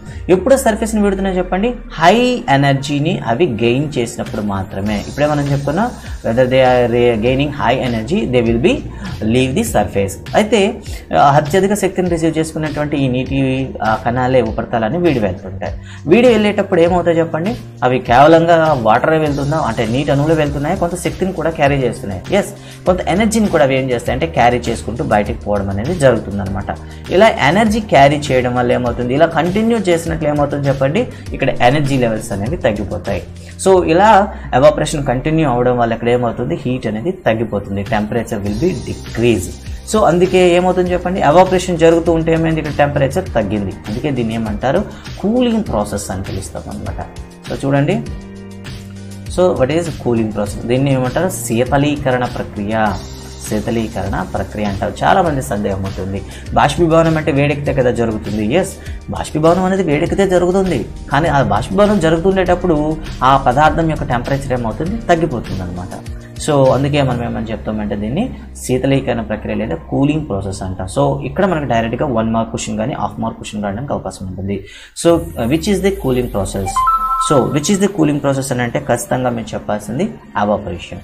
So evaporation is a cooling process. అయితే ఎవాపరేషన్ అనేది దేనిపైన డిపెండ్ అయి ఉంటుంది? సో ఎవాపరేషన్ అనేది ఏ అంశాలపైన డిపెండ్ ఉంటుంది. What are the factors which will effect the evaporation? ఎవాపరేషన్ని ఎఫెక్ట్ చేసేటటువంటి ఫ్యాక్టర్స్ ఏవైనా ఉన్నాయా? Yes, first one temperature. So already తెలుసు మనకి, టెంపరేచర్ ఎక్కువ ఉంటే ఎవాపరేషన్ జరుగుతుంది. నెక్స్ట్ వన్ హ్యూమిడిటీ ఇక్కడ మనం గుర్తుంచుకోవాలి. హ్యూమిడిటీ గురించి కూడా మనం తెలుసుకోవాలి. హ్యూమిడిటీ అంటే ఏమిటి? సో ఆర్ద్రత అని పిలుస్తాం. అంటే the water molecule presence in the atmosphere. Okay, the water molecule presence in the atmosphere is known as humidity. So మనందరూ తెలుస్తుంది. సో వాటర్ వేపర్స్ కానీ ఎక్కువ ఉన్నాయనుకోండి, సో మనకి అట్మాస్ఫియర్లో ఎక్కువ వాటర్ వేపర్స్ ఉన్నాయనుకోండి, సో ఎవాపరేట్ అయ్యేటటువంటి వాటర్ మాలిక్యూల్ని రిసీవ్ చేసుకునే లక్షణం అనేది వాతావరణానికి ఏమవుతుంది, తక్కువ ఉంటుంది అనమాట. సో అలా అయినప్పుడు ఏమవుతుంది, హ్యూమిడిటీ హైగా ఉందనుకోండి ఎవాపరేషన్ రేట్ అనేది తగ్గిపోతుంది. హ్యూమిడిటీ తక్కువ ఉందనుకోండి ఎవాపరేషన్ రేట్ అనేది పెరుగుతుంది. And third one surface area. So main ఇది సర్ఫేస్ ఏరియా ఎంత ఎక్కువగా ఉంటే అంత ఎక్కువగా జరుగుతుంది. సో దీనికి ఒక ఎగ్జాంపుల్ ఏంటంటే, సో ఒక స్పిరిట్ని తీసుకోండి. స్పిరిట్ని తీసుకొని ఏం చేస్తామంటే, ఒక టెస్ట్ ట్యూబ్లో కొత్త స్పిరిట్ని వేయండి అండ్ ఒక వాచ్ గ్లాస్లో కొత్త స్పిరిట్ అండి, సేమ్ కంటెంట్ వేయండి.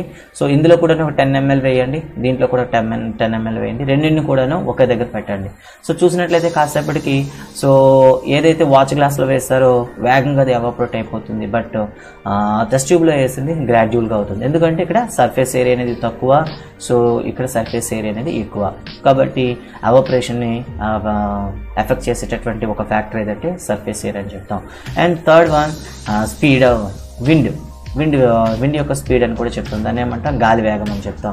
సో రెండు కూడా ఇప్పుడు ఏం చేస్తారంటే, రెండు టెస్ట్ ట్యూబ్లో తీసుకోండి. రెండు టెస్ట్ ట్యూబ్లను కూడా ఏం చేస్తారంటే, ఒకటి క్లోజ్డ్ రూమ్లో పెట్టండి, ఇంకొకటి ఓపెన్ రూమ్లో పెట్టండి. సో ఓపెన్ రూమ్లో ఉండేదానికి క్లోజ్డ్ రూమ్లో ఉండేదానికి ఏది వేగంగా ఎవాపరేట్ అవుతుంది, లేదా ఓపెన్ రూమ్లో ఒక ఫ్యాన్ కింద పెట్టండి. సో ఒక ఫ్యాన్ కింద పెట్టండి అండ్ క్లోజ్డ్ రూమ్లో ఇంకోటి పెట్టండి. సో ఎస్, ఇక క్లోజ్డ్ రూమ్లో ఉండే దాంట్లో ఎవాపరేటింగ్ రేట్ అనేది తక్కువ ఉంటుంది, ఓపెన్గా ఉండే రూమ్లో ఎవాపరేటింగ్ అనేది ఎక్కువగా ఉంటుంది because of wind speed. So wind speed అనేది ఎక్కువగా ఉండడం వల్ల ఏమవుతుందంటే తొందరగా ఎవాపరేట్ అవడానికి అవకాశం ఉంటుందన్నమాట. ఇవి మనకి ఎవాపరేషన్ని ప్రభావితం చేసేటటువంటి factors. So it is nearly 1 hour అవుతుంది అండ్ షార్ట్ బ్రేక్, ఒక 5 minutes బ్రేక్ తీసుకోండి. 5 minutes బ్రేక్ తీసుకున్న తర్వాత రండి. So we will complete the lesson now. Okay, so తొందరగా రండి, కంప్లీట్ చేసేద్దాం ఈరోజు. Okay, it's time for you break. Go head and please come.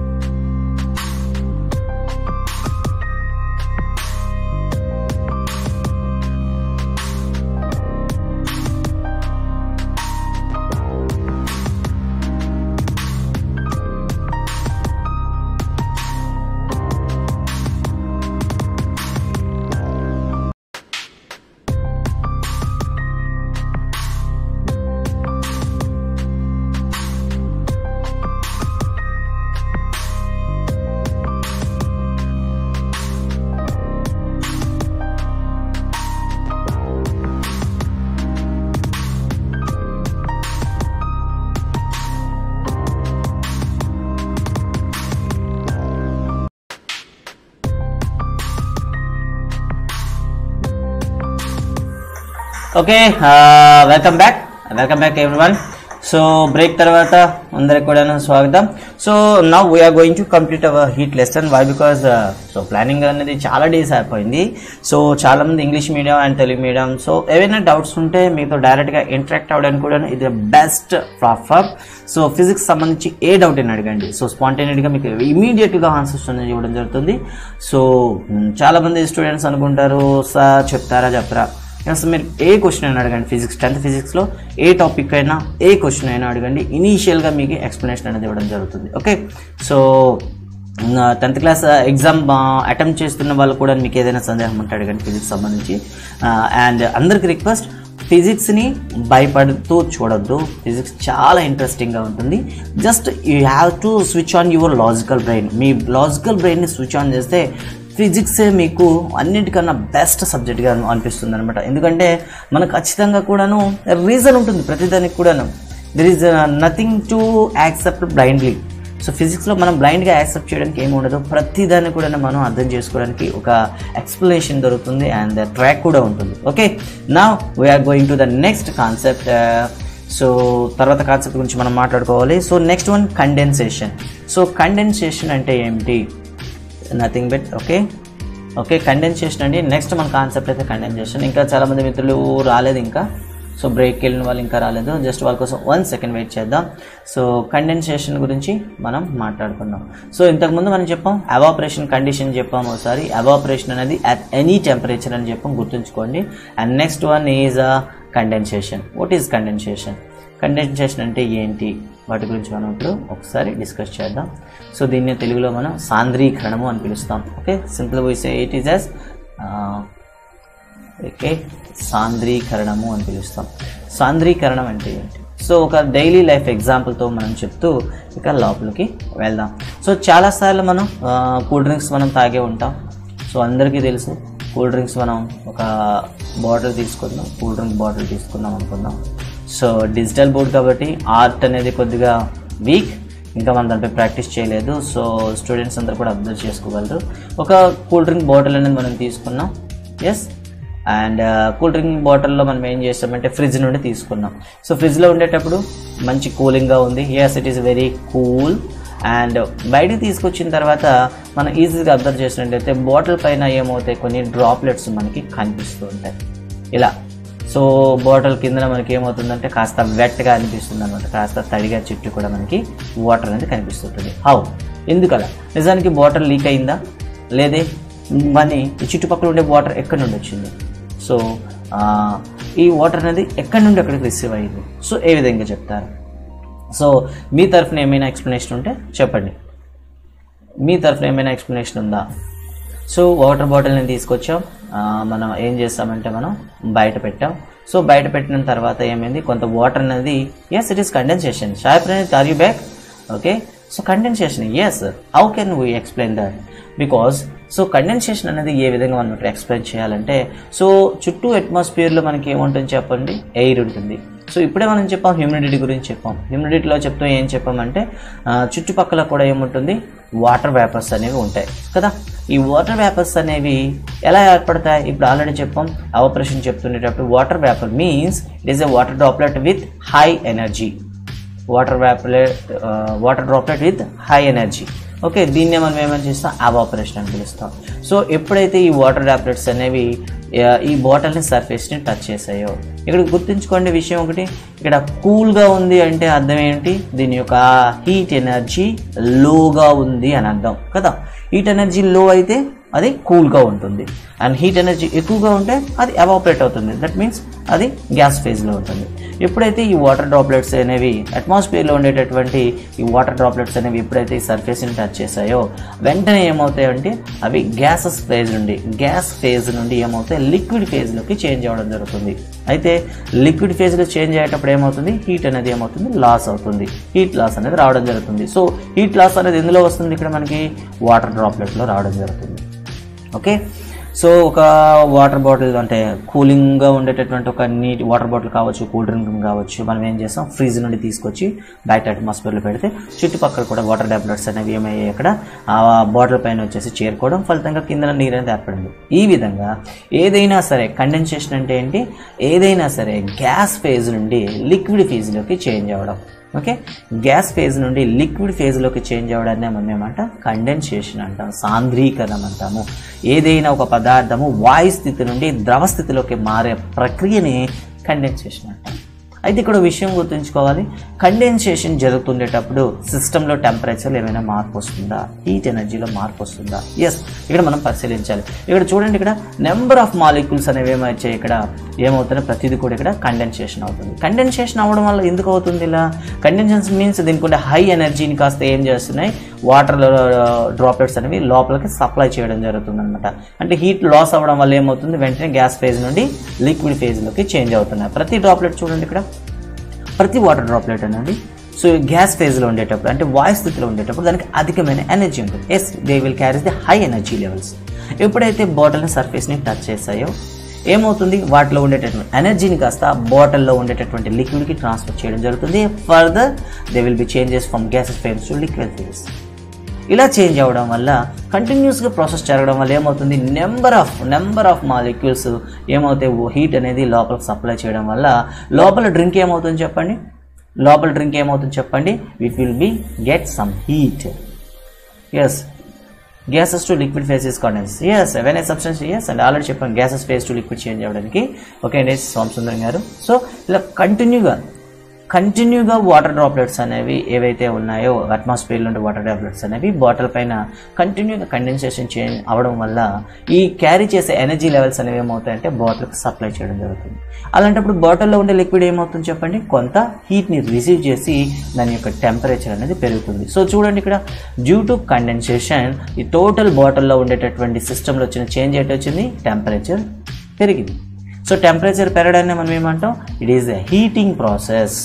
So it is a heating process అని చెప్తాం అనమాట. సో ఇక్కడ గుర్తుంచుకోవాలి, జనరల్గా అడిగే క్వశ్చన్ ఏంటంటే కండెన్సేషన్ అనేది ఏ ప్రాసెస్, ఏ విధానం అంటే ఇది ఉష్ణీకరణ ప్రక్రియ అని పిలుస్తాం అనమాట. ఉష్ణీకరణ ప్రక్రియ. Yes, so public exams will be from July 1st onwards. No Johnson, our minister has just that small, yes, it is a heating process and warming process. Okay, so Johnson, here is a small information for you. Our education minister give the information that 10th class public exams will be conducted on July month. They didn't give it yet the complete schedule or date. Some of our news channels and some of our social media giving that the June 1st onwards there will be 10th class exam. It is not correct. Our education minister give the only direction that the exams will be conducted on July. They didn't given yet any timetable, schedule or date.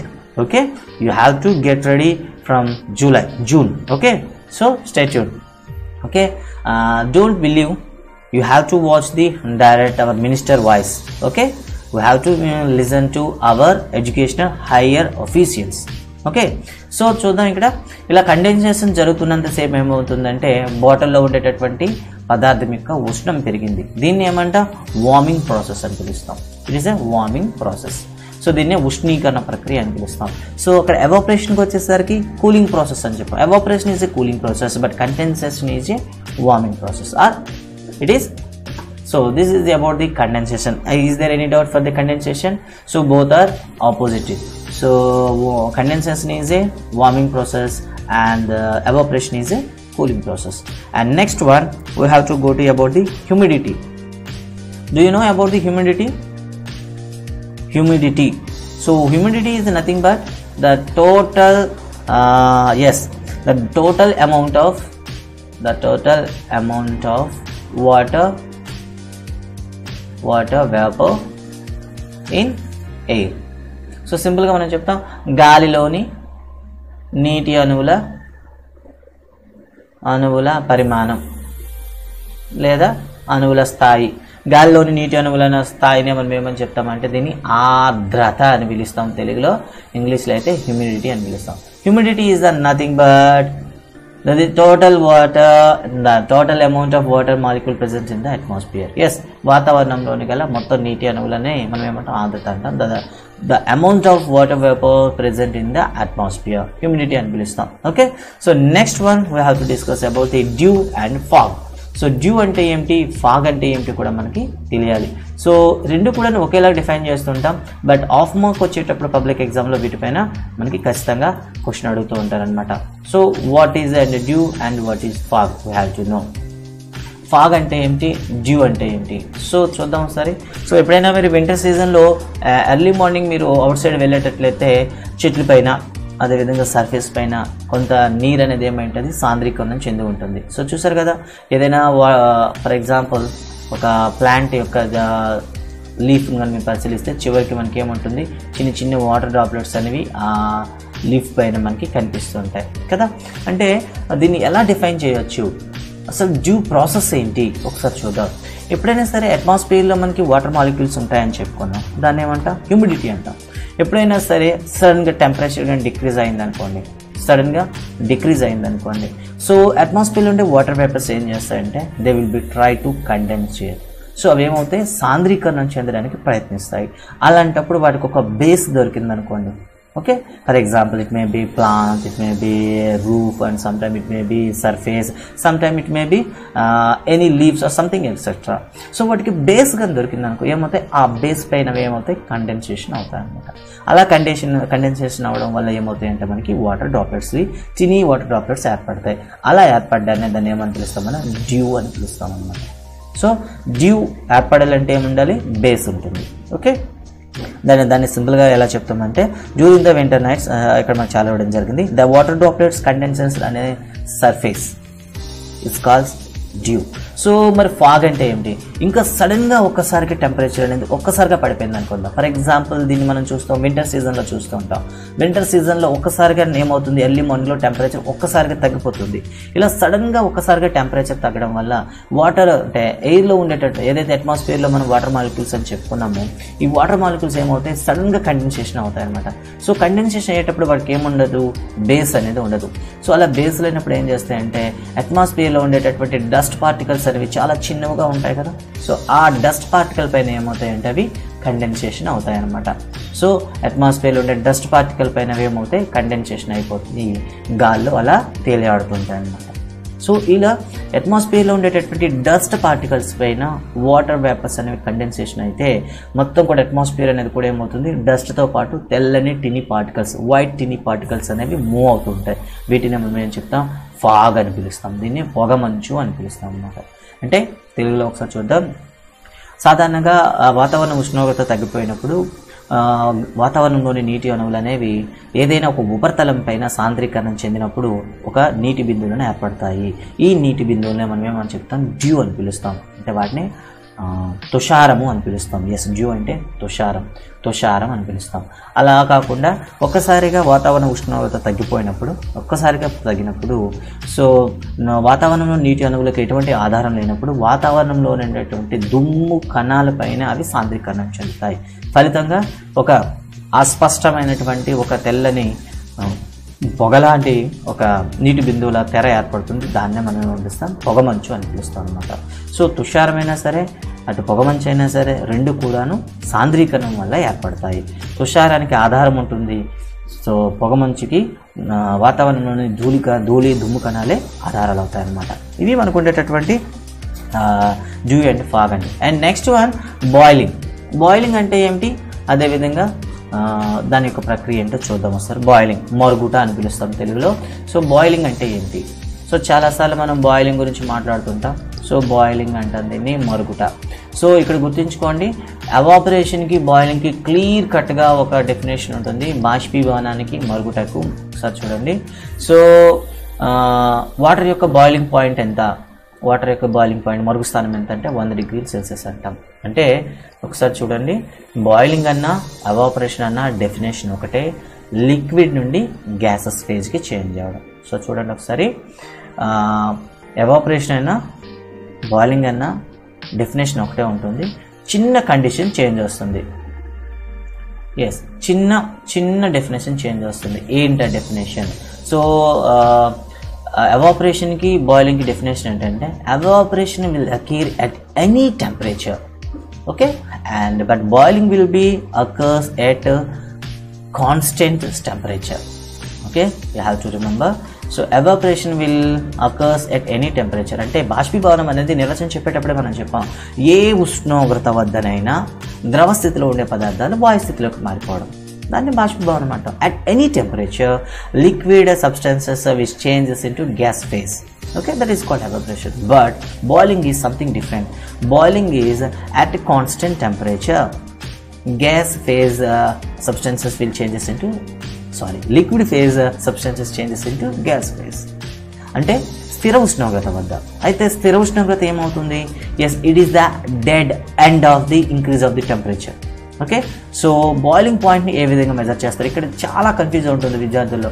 So what is boiling point? Boiling point అంటే so ఇదే final temperature, ఇంకా దీనికన్నా మనం temperature మరి increase చేయలేమన్నమాట. For example వాటర్ని తీసుకున్నాం అనుకోండి, దాన్ని కంటిన్యూగా మీరు హీట్ చేస్తున్నారు at atmosphere, 1 atmosphere, that means at మనకి 760 మిల్లీమీటర్స్ అని చెప్తాం కదా, సాధారణ వాతావరణ పీడనం అంటాం, లేదా సముద్ర తీరం వద్ద వాతావరణ పీడనం అంటాం.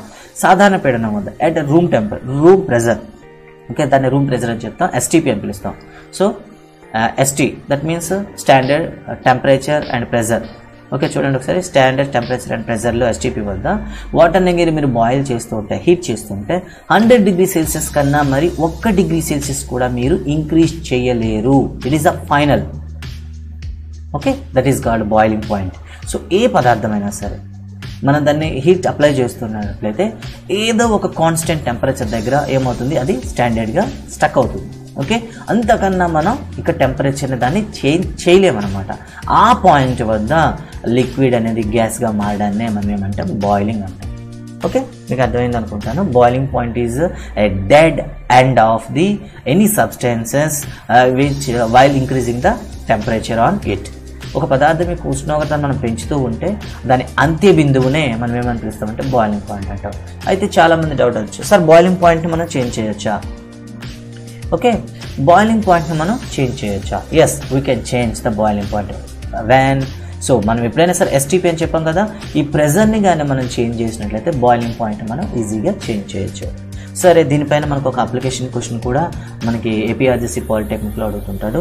సో సాధారణంగా కుక్వేర్లో ఉపయోగిస్తే కుక్ చేసేటప్పుడు ఎక్కువ సమయం తీసుకుంటుంది. అదే కుక్కర్లో తీసుకున్నట్లయితే తొందరగా ఫుడ్ అనేది వేగంగా ఏమవుతుంది, ప్రిపేర్ అవుతుంది. కారణం ఏమిటి అని క్వశ్చన్ అడుగుతారనమాట. సో ఏంటి ఆ తేడా? సాధారణంగా మనం కుక్కర్ని తీసుకున్నట్లయితే మనకి స్ట్రక్చర్ చూద్దాం. కుక్కర్ ఇలా మనకు ఉంటుంది. సో పైన ఏముంటుంది చెప్పండి, ఒక విజల్ ఉంటుంది. విజల్ ఏంటో తెలుసా మీకు? లోపల ఉండేటటువంటి ప్రెజర్ని మెయింటైన్ చేయడం కోసం ఒక వాల్ ఉంటుంది. సో సాధారణంగా కుక్కర్లో మనకి 1.8 atmosphere ప్రెజర్ ఉంటుంది. సో ఇంకా కొన్ని స్టాండర్డ్ అయితే 2 atmosphere ప్రెజర్ని కూడా అవి మెయింటైన్ చేస్తాయి. సో ఇప్పుడు ఏమైంది చెప్పండి, ప్రెజర్ పెరిగింది. సో ప్రెజర్ పెరగడం వల్ల ఏమవుతుందంటే ఇక్కడ బాయిలింగ్ పాయింట్ అనేది కూడా పెరుగుతుందన్నమాట. సో ప్రెజర్ కుక్కర్లో వాటర్ యొక్క బాయిలింగ్ పాయింట్ ఎంత అంటే 120 degrees Celsius, 120 degrees Celsius. So చూడండి, ఇక్కడ 100 degrees Celsius వద్ద బాయిల్ అవుతున్న వాటర్ అనేది ఫుడ్ మెటీరియల్ వేగంగా కుక్ చేస్తుందా? 120 degrees Celsius వద్ద బాయిల్ అయ్యేటటువంటి వాటర్ అనేది సబ్స్టెన్స్ని వేగంగా కుక్ చేస్తుందా? Yes, that is the reason. So కుక్కర్లో బాయిలింగ్ పాయింట్ అనేది మనకి ఇంక్రీజ్ అవ్వడం వల్ల ఏమవుతుందంటే తొందరగా ప్రిపేర్ అవుతుంది అనమాట ఫుడ్ అనేది. సో సాధారణ కుక్వేర్స్లో అయితే ఎస్టీపీ వద్ద ఉంటాం. సో ఖచ్చితంగా మనకి ఏమవుతుంది, సో 100 degrees Celsius వద్ద. ఇక్కడ ఒక ఫన్నీ కాన్సెప్ట్ ఉంది మీకు. Okay, yes, so funny concept. So చూద్దాం, ఒక మౌంటైన్స్ పైన వెళ్ళాం అనుకోండి, ఒక మౌంటైన్ పీక్ పైన వెళ్ళాం. ఎస్, ఒక మౌంటైన్ పీక్ పైన వెళ్ళి సో ఒక for example yes I'm preparing some question for you, just wait. We are going to ending, it's boiling and next one melting and then our subject will be complete.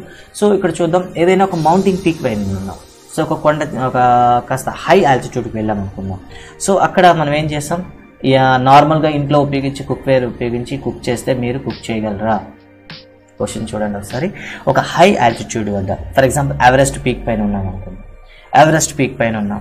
So Everest peak పైన ఉండేసి సాధారణంగా మన జనరల్గా ఇంట్లో ఉండేటటువంటి కుక్వేర్స్ని ఉపయోగించి మీరు cook చేయగలరా? ఏమవుతుంది అక్కడ చెప్పండి ఒకసారి. It's your question. So what are the factors? So Everest peak పైన ఉన్నారు మీరు. ఇప్పుడు సాధారణంగా ఇంట్లో ఉపయోగించేటటువంటి కుక్కర్ తీసుకువెళ్ళలేదు. సాధారణంగా ఉండేటటువంటి ఎందుకు చేయలేం చెప్పండి. సో అక్కడ కుక్ చేయడం అనేది ఇంపాసిబుల్ అవుతుంది. ఎస్, ఎందుకు అవుతుంది? కుక్కర్ అయితే అవుతుంది, కుక్కర్తో మనం కుక్ చేస్తే అవుతుంది. బట్ సాధారణంగా ఉపయోగించే జనరల్ అటెంటిల్స్ మన ఇంట్లో ఉంటాయి కదా, వాటితోనే అవుతుంది. ఎందుకు? Reason why? రీజన్ కావాలి. What are they? Yes, 2 reasons. What are they? Yes, Sai Praneeth, it's your time. What are the reason we cannot cook food at high altitude? What are the reasons? I am waiting for your. Heat flows from hot to cold body. Okay. So heat చేసినప్పుడు కూడా ఏమవుతుంది, మనం gas flame ఉపయోగిస్తాం. So gas flame ఉపయోగించేటప్పుడు అసలు ఐస్తో touch అవ్వదు కదా. No, that is the not reason. Cooker మీరు అప్లై చేసినట్లయితే ఖచ్చితంగా వండవచ్చు. Whether you use cooker it is easy, but ఓపెన్గా ఉండే వెసల్ని కానీ ఉపయోగిస్తే అస్సలు జరగదు. వై? సో రీజన్ ఇక్కడ బాగా ఆలోచించండి. Surrounding schools nothing, no problem. Surrounding schools ఉంటే నీకేం ప్రాబ్లం? గ్యాస్ స్టవ్ పెట్టామనుకోండి, ఈజీగా అది ఫ్లేమ్ అవుతూనే ఉంటుంది కదా. Yes, reason think yourself. So high ఆల్టిట్యూడ్లో ఒక ఓపెన్ వెసల్లో మనం ఏం చేస్తున్నాం? కుక్ చేస్తున్నాం. But it is not possible. Sometimes it takes so much longer. Why? ఎందుకలా? సో ఇక్కడ జనరల్గా ఆలోచించకూడదు, ఫిజిక్స్ పరంగా ఆలోచించాలి. So boiling point is inversely proportional to pressure. Okay, ఒకసారి చూడండి. ఒకసారి boiling point directly proportional. So small correction. And boiling point is proportional to pressure. Okay, so pressure పెరుగుతూ ఉంటే బాయిలింగ్ పాయింట్ అనేది కూడా పెరుగుతుంది. If pressure decrease, the boiling point also decrease. So high ఆల్టిట్యూడ్లో అంటే మనం అండి temperature is cooler at high rate. Nothing the reasons. So you have to remember only thing, boiling is directly proportional to pressure. So high ఆల్టిట్యూడ్లో వెళ్ళేసరికి మనకేమవుతుందంటే pressure తగ్గిపోతుంది. High ఆల్టిట్యూడ్లో ఎత్తుకు వెళ్ళే కొద్దీ మనకేమవుతుంది? ప్రెజర్ తగ్గిపోతుంది. సో ప్రెషర్ తగ్గడం వల్ల ఏమవుతుంది? బాయిలింగ్ పాయింట్ కూడా తగ్గిపోతుంది. ఫర్ ఎగ్జాంపుల్, మీరు నమ్మరో అట్ హిమాలయాస్లో ఎవరెస్ట్ పీక్ దగ్గర మీరు తీసుకున్నట్లయితే బాయిలింగ్ పాయింట్ అనేది సో సిచ్యువేషన్ బట్టి నియర్లీ 50 degrees Celsius నుండి మనకేమవుతుందంటే మనకి 60 degrees Celsius మధ్యలో ఉంటుందన్నమాట. అంటే ఏముంది, వాటర్ని ఇలా పెట్టి మనం జస్ట్ హీట్ చేయగానే ఏమవుతుంది, డైరెక్ట్గా అది ఏమవుతుంది, ఎవాపరేట్ అయిపోతూ ఉంటుంది అనమాట. అంటే ఏమైంది, ఇక్కడ బాయిలింగ్ పాయింట్ అనేది తగ్గిపోయింది. సో బాయిలింగ్ పాయింట్ తగ్గిపోయింది అనుకోండి, మనకు ఫుడ్ మెటీరియల్స్ బాయిల్ అవ్వడానికి చాలా టైం తీసుకుంది. కొన్నిసార్లు ఏమవుతుందంటే ఇంపాసిబుల్ కూడా అవుతుంది అనమాట. ఇదే కండిషన్లో మీరు ఏం చేస్తారు, కుక్కర్ ఉపయోగించారండి. కుక్కర్ ఉపయోగిస్తే ఏమవుతుంది, it is a closed vessel. So దానిపైన అట్మాస్ఫియర్ యొక్క ప్రెజర్ అనేది దాని మీద అప్లై అవ్వదు. ఫలితంగా ఏమవుతుంది, వేగంగా అదేమవుతుంది, బాయిల్ అవుతుంది అనమాట. సో మనం ఫిజిక్స్ పరంగా ఆలోచించాలి. Don't think about the general concept. ఇప్పుడు మీకు అర్థమైంది అనుకుంటాను. సో హై ఆల్టిట్యూడ్ వద్ద కుక్ చేయడం అనేది ఎందుకు ఎక్కువ టైం తీసుకుంటుంది, and sometimes why it is impossible to cook. So because of the boiling point is directly proportional to pressure. If we increase the pressure, the boiling point will be also increases. If decreasing in the pressure is always decrease the boiling point of the liquid. In this way, high altitude వద్ద ఖచ్చితంగా మనం ఉపయోగించాలి, cookers ని use చేయాలన్నమాట. Okay, I think everyone got the right explanation. Okay, ఇదండి మనకు ఉండేటటువంటి boiling. So boiling అనేది ఎప్పుడు కూడాను లాస్ట్ డెడ్ ఎండ్ పాయింట్ అని చెప్తాం. సో దీనిపైన మనకి ప్రెజర్ యొక్క మనకి ప్రభావం కూడా ఉంటుంది. సో నెక్స్ట్ వన్, అయితే ఇక్కడ బాయిలింగ్ గురించి కానీ ఎవాపరేషన్ గురించి చెప్పేటప్పుడు ఒక కాన్సెప్ట్ తెలుసుకోవాలి. సో ఏదైనా ఒక పదార్థాన్ని ఒక ఫేజ్ నుండి ఇంకో ఫేజ్లో చేంజ్ చేయాలంటే కొంత ఏమవుతుంది చెప్పండి, కొంత హీట్ అది అబ్జర్వ్ చేస్తుంది. సో దాన్ని ఏమని పిలుస్తామంటే ఇక్కడ ఫర్ ఎగ్జాంపుల్ ఒక ఐస్ క్యూబ్ని తీసుకున్నాం. హాయ్ శ్రేయ, ఒక ఐస్ క్యూబ్ని తీసుకున్నాం అనుకోండి. Let us take a small ice cube. So ఈ ఐస్ క్యూబ్ని తీసుకుని ఏం చేస్తున్నాం, గ్రాడ్యువల్గా హీట్ అప్లై చేస్తున్నాం. సో హీట్ అప్లై చేస్తే దాని యొక్క టెంపరేచర్ చేంజ్ అవుతుందా, చేంజ్ కాదా? Here the second question for you. We are taking in some ice cubes and we are heating them, and what changes take place in temperature of the ice cube? Sai Pranith, it's your time. Okay Shreya, very good morning. And there is a small question for you. While we are heating any ice cube, what changes are taken in its temperature? Okay, మంచు ముక్కను తీసుకొని ఆ మంచు గడ్డను తీసుకొని ఏం చేస్తున్నాం, వేడి చేస్తుండేటప్పుడు మంచు గడ్డలో వచ్చేటటువంటి ఉష్ణోగ్రత మార్పులు ఏమైనా ఉంటాయా? సో క్వశ్చన్ మీది, and it's time to your replies. Come on guys, come on guys.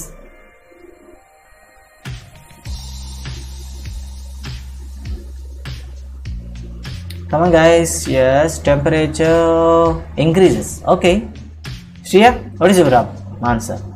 Okay, ice cube ni తీసుకుందాం. Sorry, increases. Okay, no problem. So I Pranith given the reply as a increases.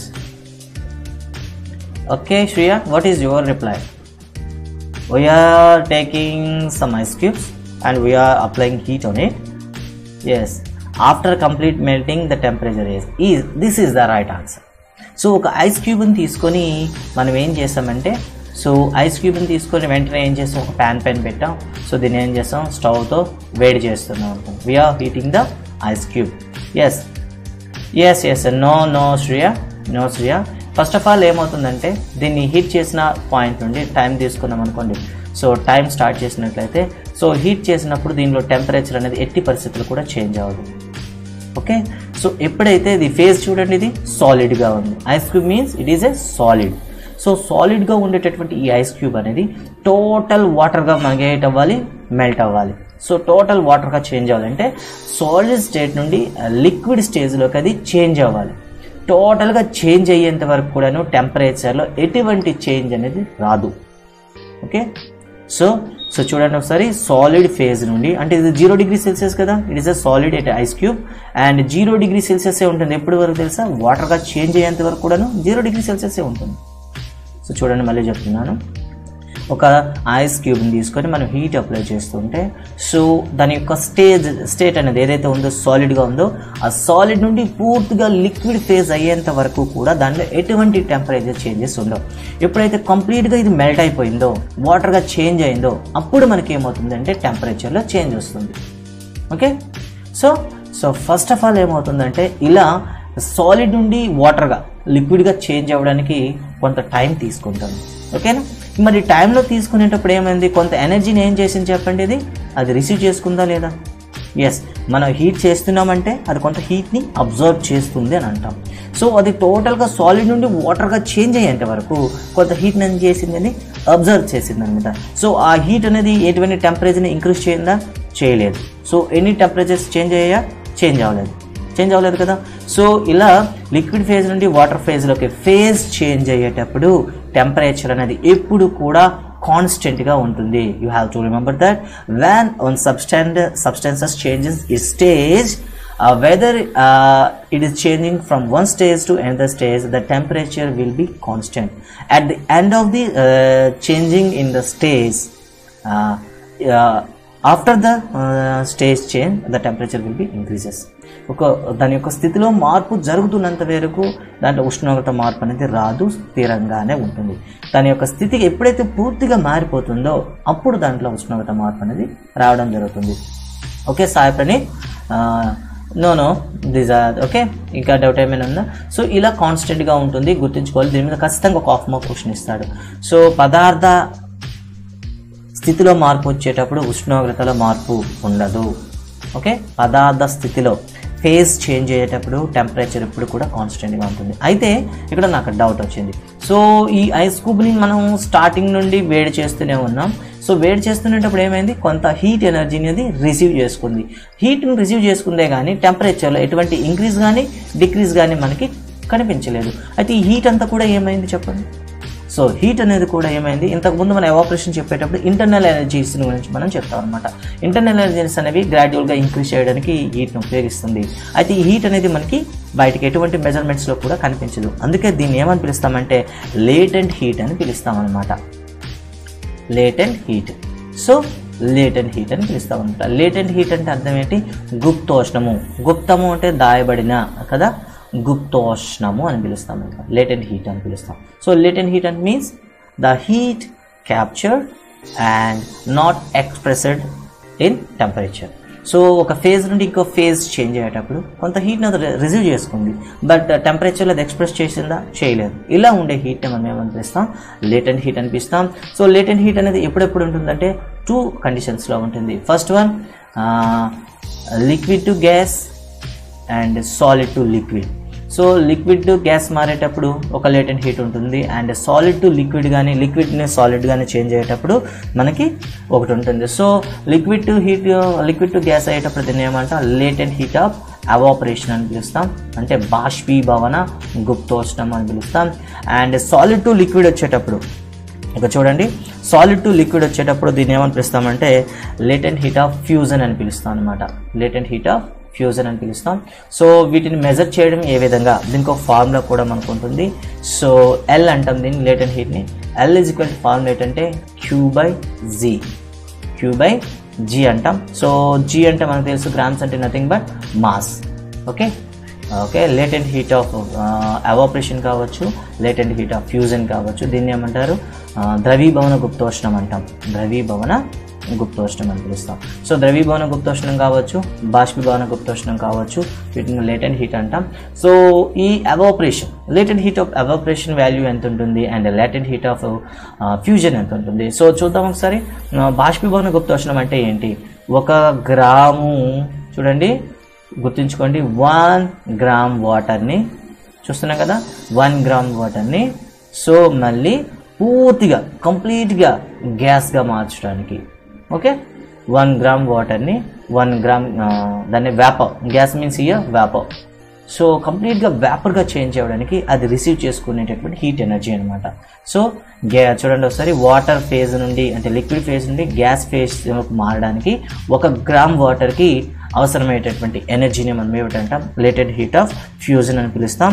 So ఇది is equal to 540 calories per gram.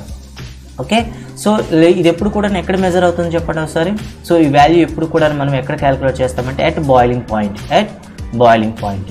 So that means 100 degrees Celsius వద్ద మాత్రమే మనకేమొస్తుందంటే latent heat of వాపరైజేషన్ ఉంటుంది. And next one latent heat of fusion అంటే మనకు already తెలుసు, melting అని పిలుస్తాం. So melting అంటే ఏంటి, సాలిడ్ టు లిక్విడ్గా చేంజ్ అవ్వడానికి కొంత ఎనర్జీ అనేది ఏమవుతుంది మనకి రిసీవ్ చేయడం జరుగుతుంది. సో ఈ దాన్ని ఏమని పిలుస్తాం, ఇక్కడ లేటెంట్ హీట్ ఆఫ్ ఫ్యూజన్ చూసుకున్నట్టే 80 calories per gram అని చెప్తాం. Okay, this is about the latent heat of fusion and latent heat of evaporation. So ఇదండి మనకు ఉండేటటువంటి మొత్తం. సో ఇంకా 2 ప్రాపర్టీస్ మనం చెప్పుకోవాలి.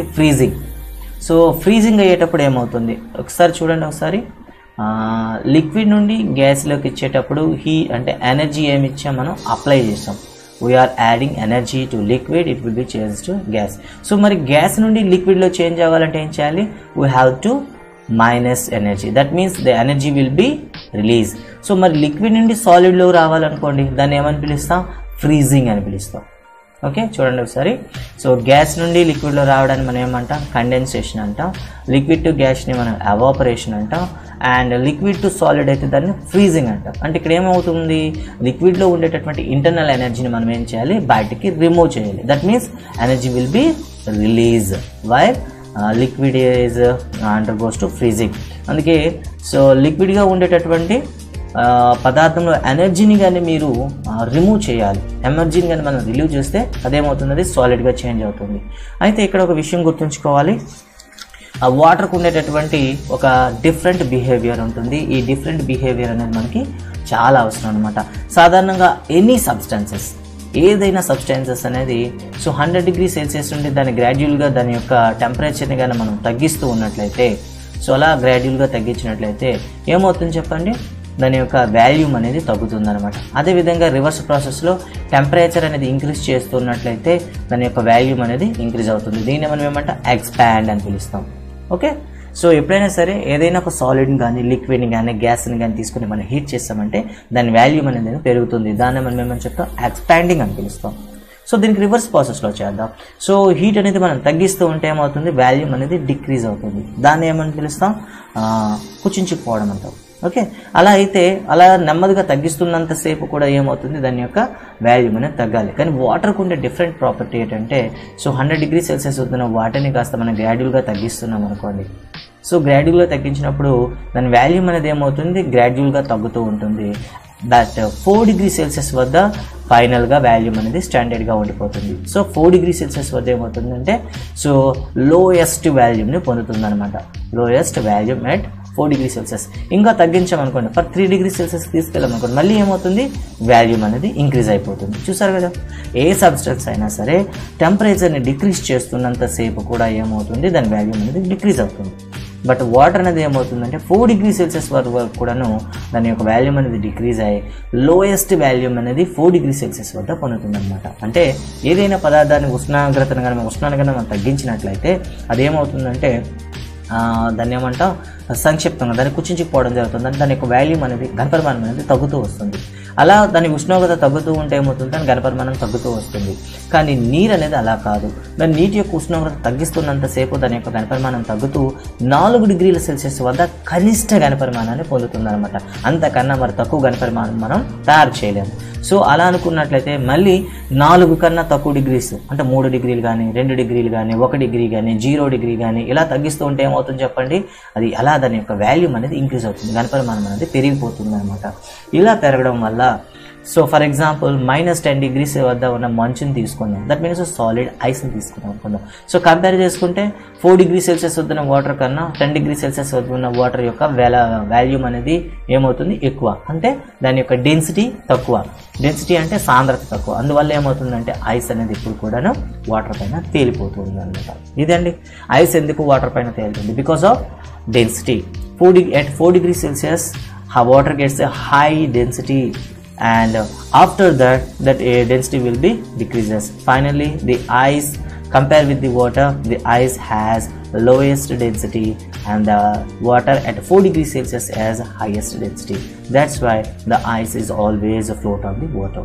ఓకే, నెక్స్ట్ వన్, ఇంకా ఫ్రిడ్జ్లో పెట్టేటప్పుడు కూడాను ఏదైనా లిక్విడ్ బాటిల్స్ పెట్టేటప్పుడు ఖచ్చితంగా గ్యాప్ ఉంచమని చెప్తూ ఉంటాం. ఎందుకు గ్యాప్ ఉంచాలి, మనం ఇంతకుముందే చెప్పాం, వాటర్ని మనం చల్లబరుస్తుండేటప్పుడు సాధారణంగా అది కూల్ అవుతున్న కొద్దు దాని వాల్యూమ్ అనేది తగ్గుతుంది. ఆఫ్టర్ 4 degrees Celsius ఇంకా డిక్రీజ్ చేస్తుంటే మళ్ళీ ఏమవుతుంది, వాల్యూమ్ ఇంప్రూవ్ అవుతుంది. ఈ టైంలో కానీ బాటిల్ కానీ మీరు ఫుల్గా టైట్ చేసి పెట్టారనుకోండి, ఏమవుతుంది చెప్పండి, బ్లాస్ట్ అయిపోతుంది వాల్యూమ్ ఇంక్రీజ్ అవ్వడం వల్ల. అందువల్ల మనం ఏం చేయాలి, ఎప్పుడు కూడాను కాస్త గ్యాప్ ఉంచాల్సి ఉంటుంది అనమాట.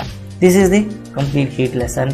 And now it's timing for your question. Yes, Sai Praneeth. Just we completed the lesson. Now it's time for you ask any question.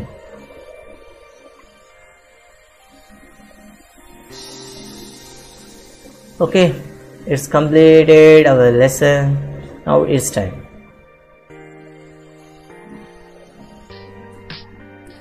It's your time.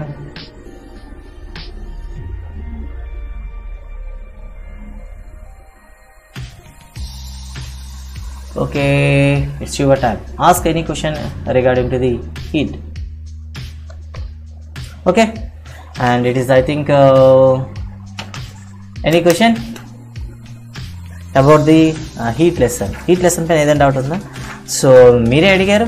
So sir చాలా రోజులైంది సార్, లెసన్ అలాగా ఉండిపోయింది, తొందరగా complete చేయండి అని అడిగారు. So అందుకే కాస్త స్టెప్ ముందుకు వచ్చి కంప్లీట్ చేయడం జరిగింది. So any doubt? ఎస్, మీకే డౌట్స్ లేవు, నేనే డౌట్ అడగాల. Okay, so I'm starting questioning. So first question for you. Yes.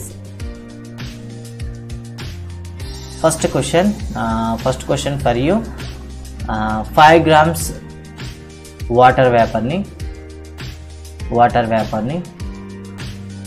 5 grams water vapor మనకి ఏం కావాలంటే చూడండి, it is not degree Celsius, it is grams. Okay, I am erasing, I am giving, yes, just a second. Right, first question, 5 grams ఉండేటటువంటి water ని, so water vapour ఇది, it is water vapor. So 5 grams water vapour ని 0 degree Celsius వద్ద water గా change చేయాలంటే ఎంత heat release అవుతుంది? Okay, first question for you. 5 grams water వేపర్ని కాస్త ఏం చేయాలి మనం? 0 degree Celsius వద్ద ఉన్న వాటర్గా చేంజ్ చేయాలి. ఎంత హీట్ రిలీజ్ అవుతుంది? Come on Sai Praneeth. Yes, it is a first question for you, Sai Pranith. Hi guys, come on Sai Pranith. I think you are boring. So when you're boring, when you got the complete topic. So first question is given to you. How much energy will release while changing 5 grams water vapors into 0 degree Celsius water?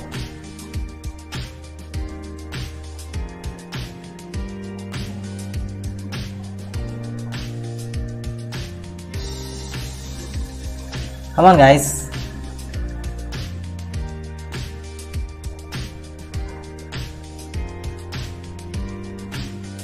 Then you miss everything. I find that you are missing everything. So lesson అంతా అయిపోయింది. Lesson గురించి అడిగితే formula చెప్పండి అని అడిగితే ఇంకేం చెప్తాం మనం? సో ఫస్ట్ ఆఫ్ ఆల్ ఇక్కడ గుర్తుంచుకోవాలి. సో వాటర్ వేపర్ని తీసుకోవాలి. సో వాటర్ వేపర్ని కాస్త ఏం చేయాలి మనం? కండెన్సేషన్ చేయాలి. సో వాటర్ వేపర్ అంటే మనకి ఎక్కడ ఉంటుంది? 100 degree Celsius వద్ద ఉంటుంది. దాన్ని 100 degree Celsius వద్ద ఉండే వాటర్